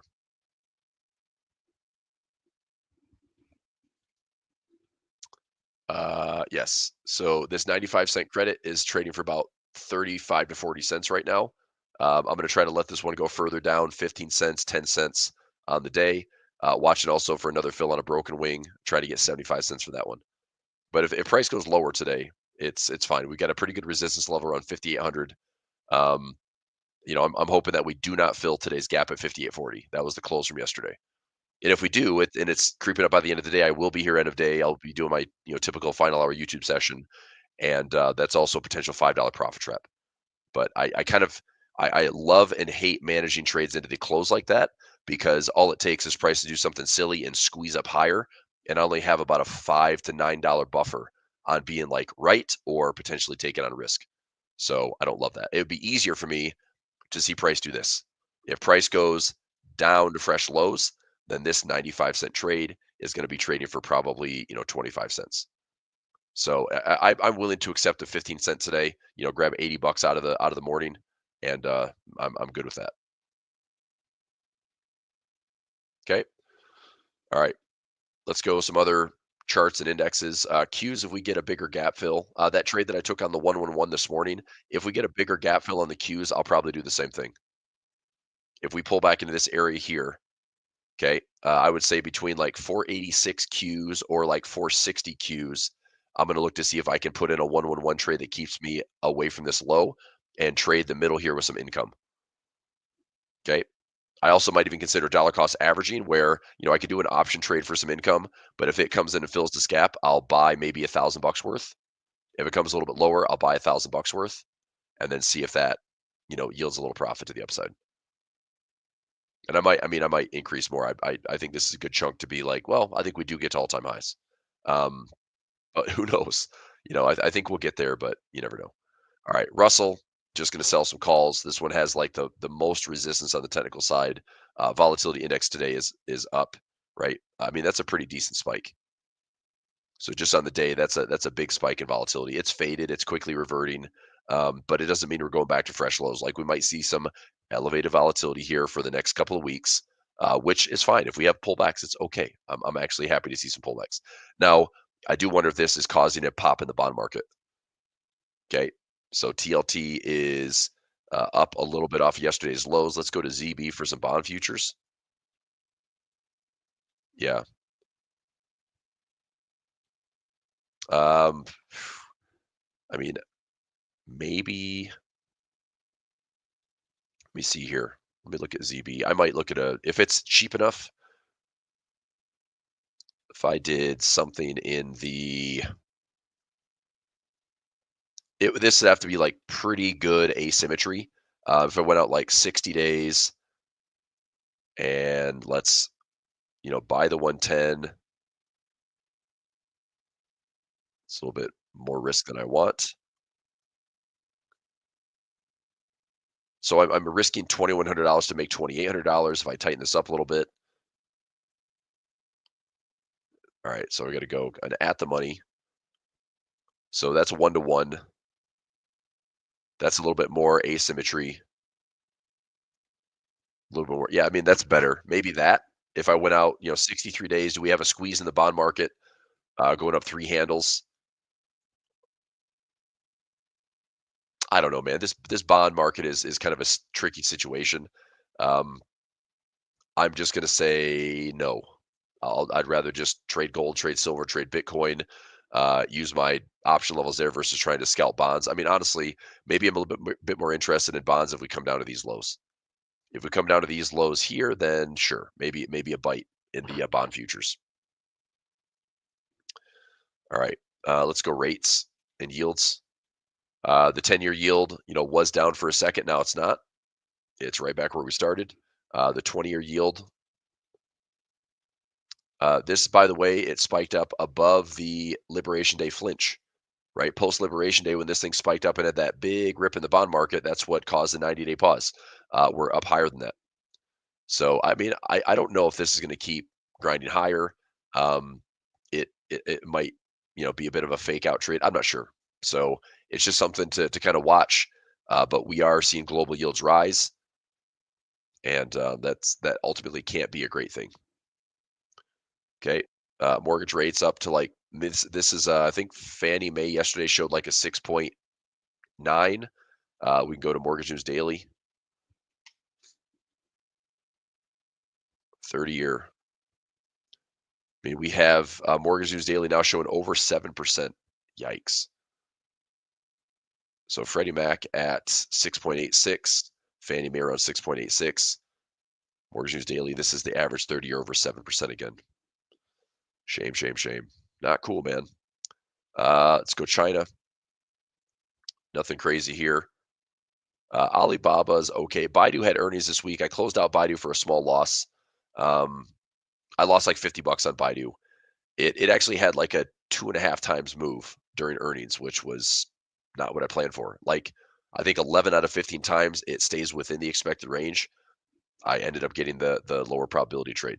So I took the higher probability trade, but I got the losing side of it, but only lost $50. So it's fine. Still annoying. I thought we'd have a pretty good trade there. FXI, nothing yet. I still have some shares, looking to see if we get back to highs. JD at 33. I want to sell some more calls on this one to let it get called away. Schwab growth still looking pretty good. Schwab dividend pulling back. Let me go to SCHY. This is the non-US. Yep. So we're back up to 2021 highs on this instrument, but this is that potential, will the world outperform the US? If it does, this is a good way to trade it. Okay, let's look at market breadth, SDFI. No, S5. There it is. So stocks above the 50-day. We had a big reset here. So we were up around 80, almost 81% of stocks above the 50-day, and pull back to now 62%. Go to the how many stocks at the 200 moving average? Well, it was around 55%. It's pulled back. So I mentioned this yesterday in session. Does this mean that the 200 moving average on the broader market is acting as some level of resistance? If it is, then maybe there's some chop in here. Same thing on the NASDAQ 50-day moving average, about 85% of stocks are above. It's fading a little bit. And then on the 200-day, we have 57% of stocks above the 200-day. So I wonder if this works its way back down below that 50% handle, showing yet again like maybe that 200-day moving average is kind of a range trade. Okay, anything here? Pulling back. Let me check Spotify. Gosh darn it, dude. I've got a double broken wing butterfly. I need it to stay below 670. It should be okay. But let me check the expected range really quickly since we had earnings. Spotify here. All right. So I have about a 60% chance that this trade still works out as of now. If price goes down a little bit, this will get hopefully better. The current P&L on Spotify. is I'm down on the call side. I'm up on the put side. So, I mean, I guess I could technically close the put side out for some income here, but then I'm managing the call side with full risk. I still have a potential, $1,000 profit trap here. I just want to see if it stays less than 670 by expiration. So I'm going to have to give that one a little bit more time. Okay. All right. What else do we have today? Anything wild and crazy happening out there? People will be spending, but seeing some drops off these recent highs, it's not a huge surprise. Home Depot, Lowe's, I wouldn't mind picking some of these up if they're discounted. Nike hanging it off those lows, which have some puts on. Walmart defensive enough, but just trying to sell some calls. Let's see here. Johnson & Johnson, looks like UNH. That was another kind of big dramatic stock, hanging out around 296. Closed out that 165 by 170. Now I'm looking to see if it'll stay above 270. I need it to stay above 260 actually. If we get a gap fill here, that'd be pretty nice. Progressive profits there. Palantir. I did a ratio spread on Palantir. I also did a trade on HIMS this week.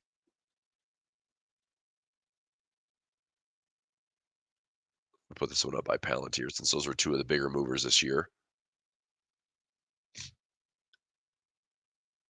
Okay, so HIMS with a bit of a pullback.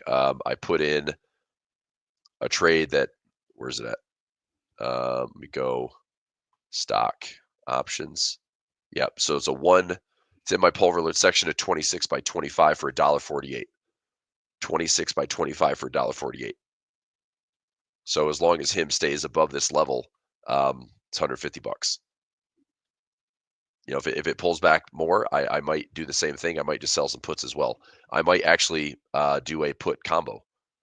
Let me take a look at that one. I don't mind owning some shares. Let me take a look. HIMS. If I went out to the end of them, let's go December 19. So the problem here is I look at the strikes. I can't get any more strikes. That's kind of crappy. So that's why I went to January for the trade that I did, because I can go to the strikes that I want. Now, I wouldn't mind something like this if I just wanted to stack up some puts, a 22, 21, and a 20. That's $400 of income, which isn't bad. I mean, it's what is that? That'd be my max risk, but on buying power, that's about 40% on buying power, which isn't terrible. The stock would have to go to zero for me to take really this loss. Probability profit's about 84%, which I think is surprisingly low to go that far, but it just shows it's a volatile stock. IV rank is still 51, so it's a volatile stock. That's why they just throw a bunch of puts in. Ratio spread, okay. I've got a 3/6 ratio spread, so I'm willing to still own 300 shares, but I've got a profit trap to help lower the cost. So I'll be watching those since they're kind of high flyers and high volatility. Carvana, I'm staying out of this one. Whatever. I sold a couple of cars in back in the day on Carvana. It was actually kind of cool. I bought the shares when it was, probably looking like this company is never going to amount to anything. But the head and shoulder symmetry was all I took it to. So unfortunately, I didn't get the the 1,000+% runner. That was, just insane, right? That's it. O'Reilly, choppy, Redfin, Zillow, anything real estate wise. Let me check some home builders. Yeah, I think home builders pull back a little bit more. I hope that they do actually. Lennar, Toll Brothers, and then DHI. These are all major home builders in the U.S.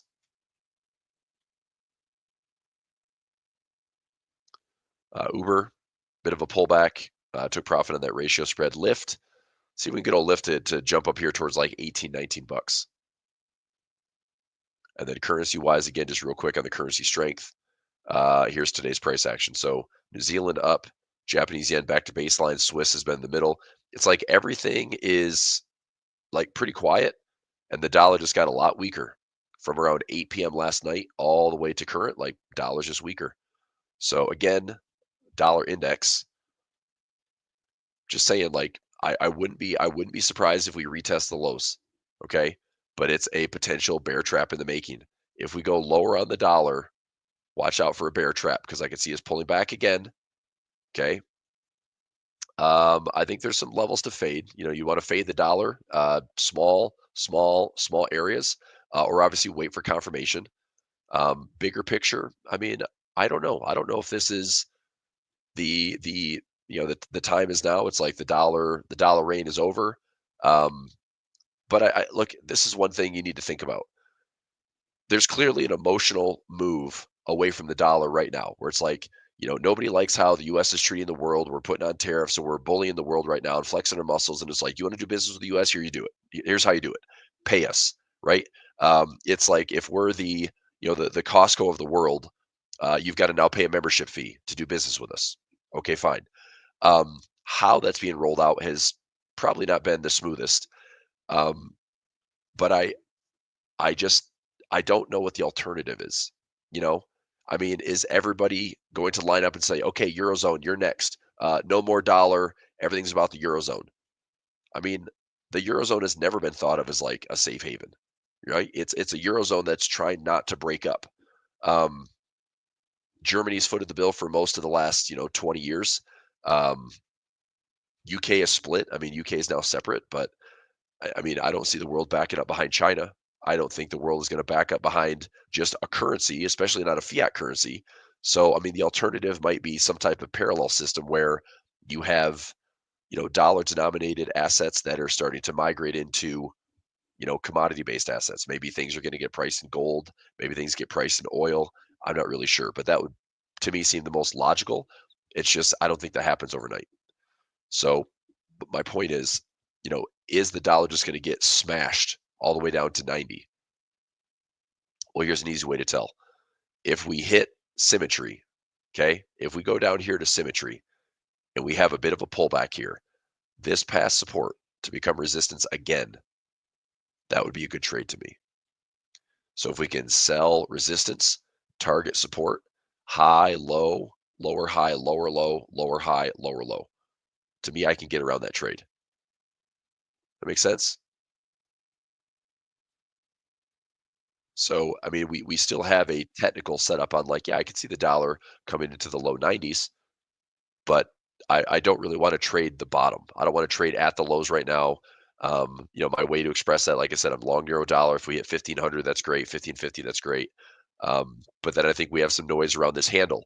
If we stay below the 102 handle, I think this continues to be like pressure mounts on the dollar, lower highs and lower lows, potentially coming back into this 90 handle. But the good thing is there's lots of time and there's lots of opportunity with confirmation to focus on that trade.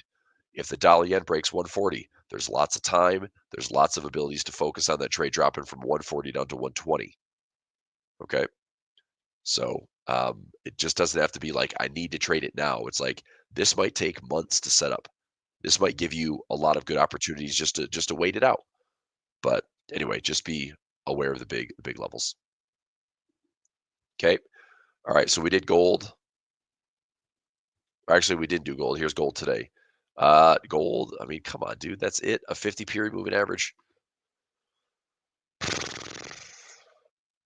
Well, maybe this still holds.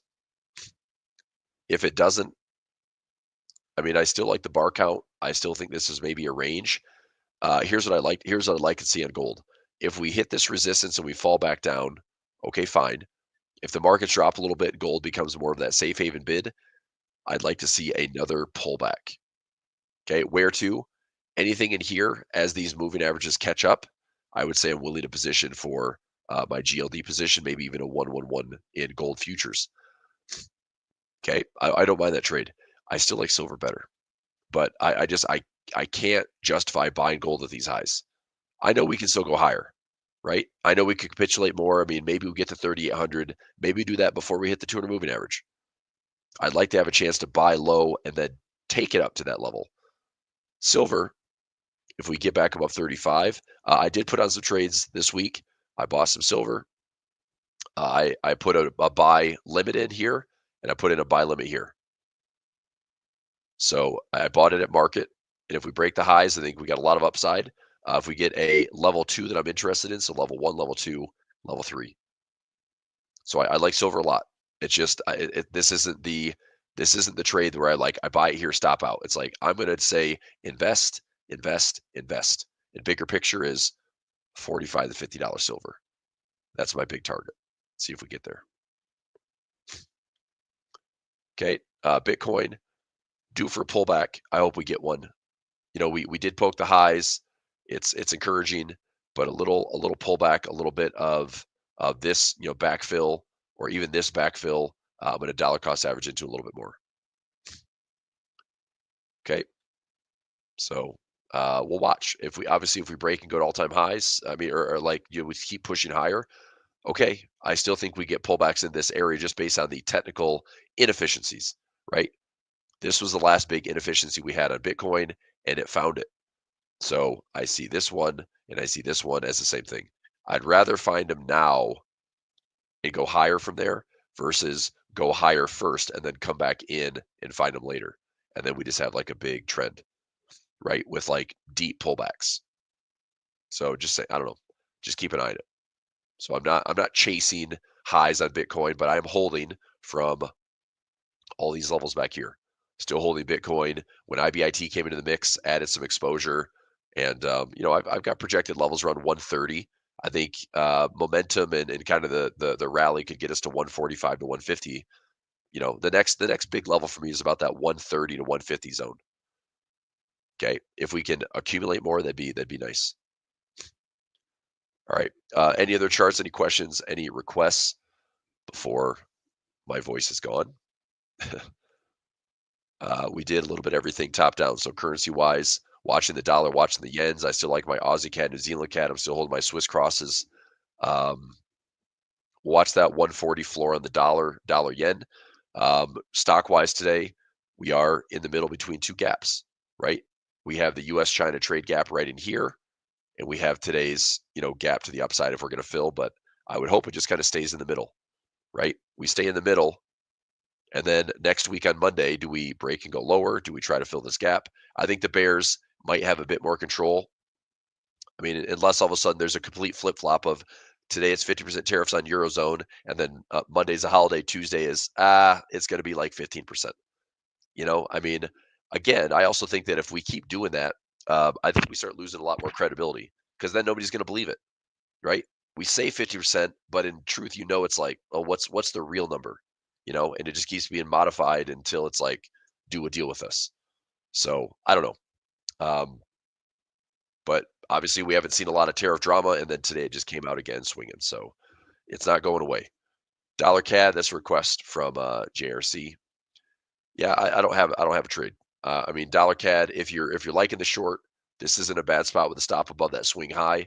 Not my personal spot though. I'd rather wait for this to come back down to these lows and then look to average back in. I want to buy low around 33 to 3,000 and, take it back to the halfway point, or maybe back up to these highs.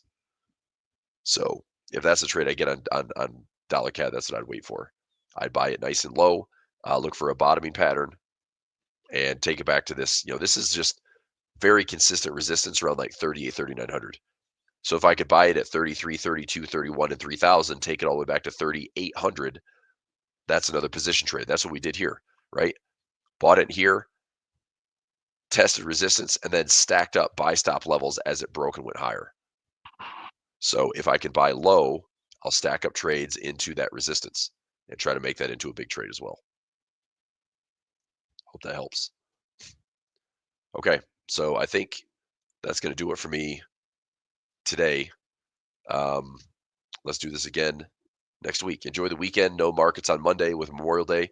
I'll be in Chicago this weekend, so be back hopefully Sunday night if I can find a flight, or Monday. And have a fantastic weekend, everybody. All right. Thanks. Bye. Thanks again for watching today's show. Our goal at A1 Trading is to continue to share free value to our audience through daily videos and articles, keeping you up to date with the latest market coverage. If you enjoy our content, make sure to subscribe for more.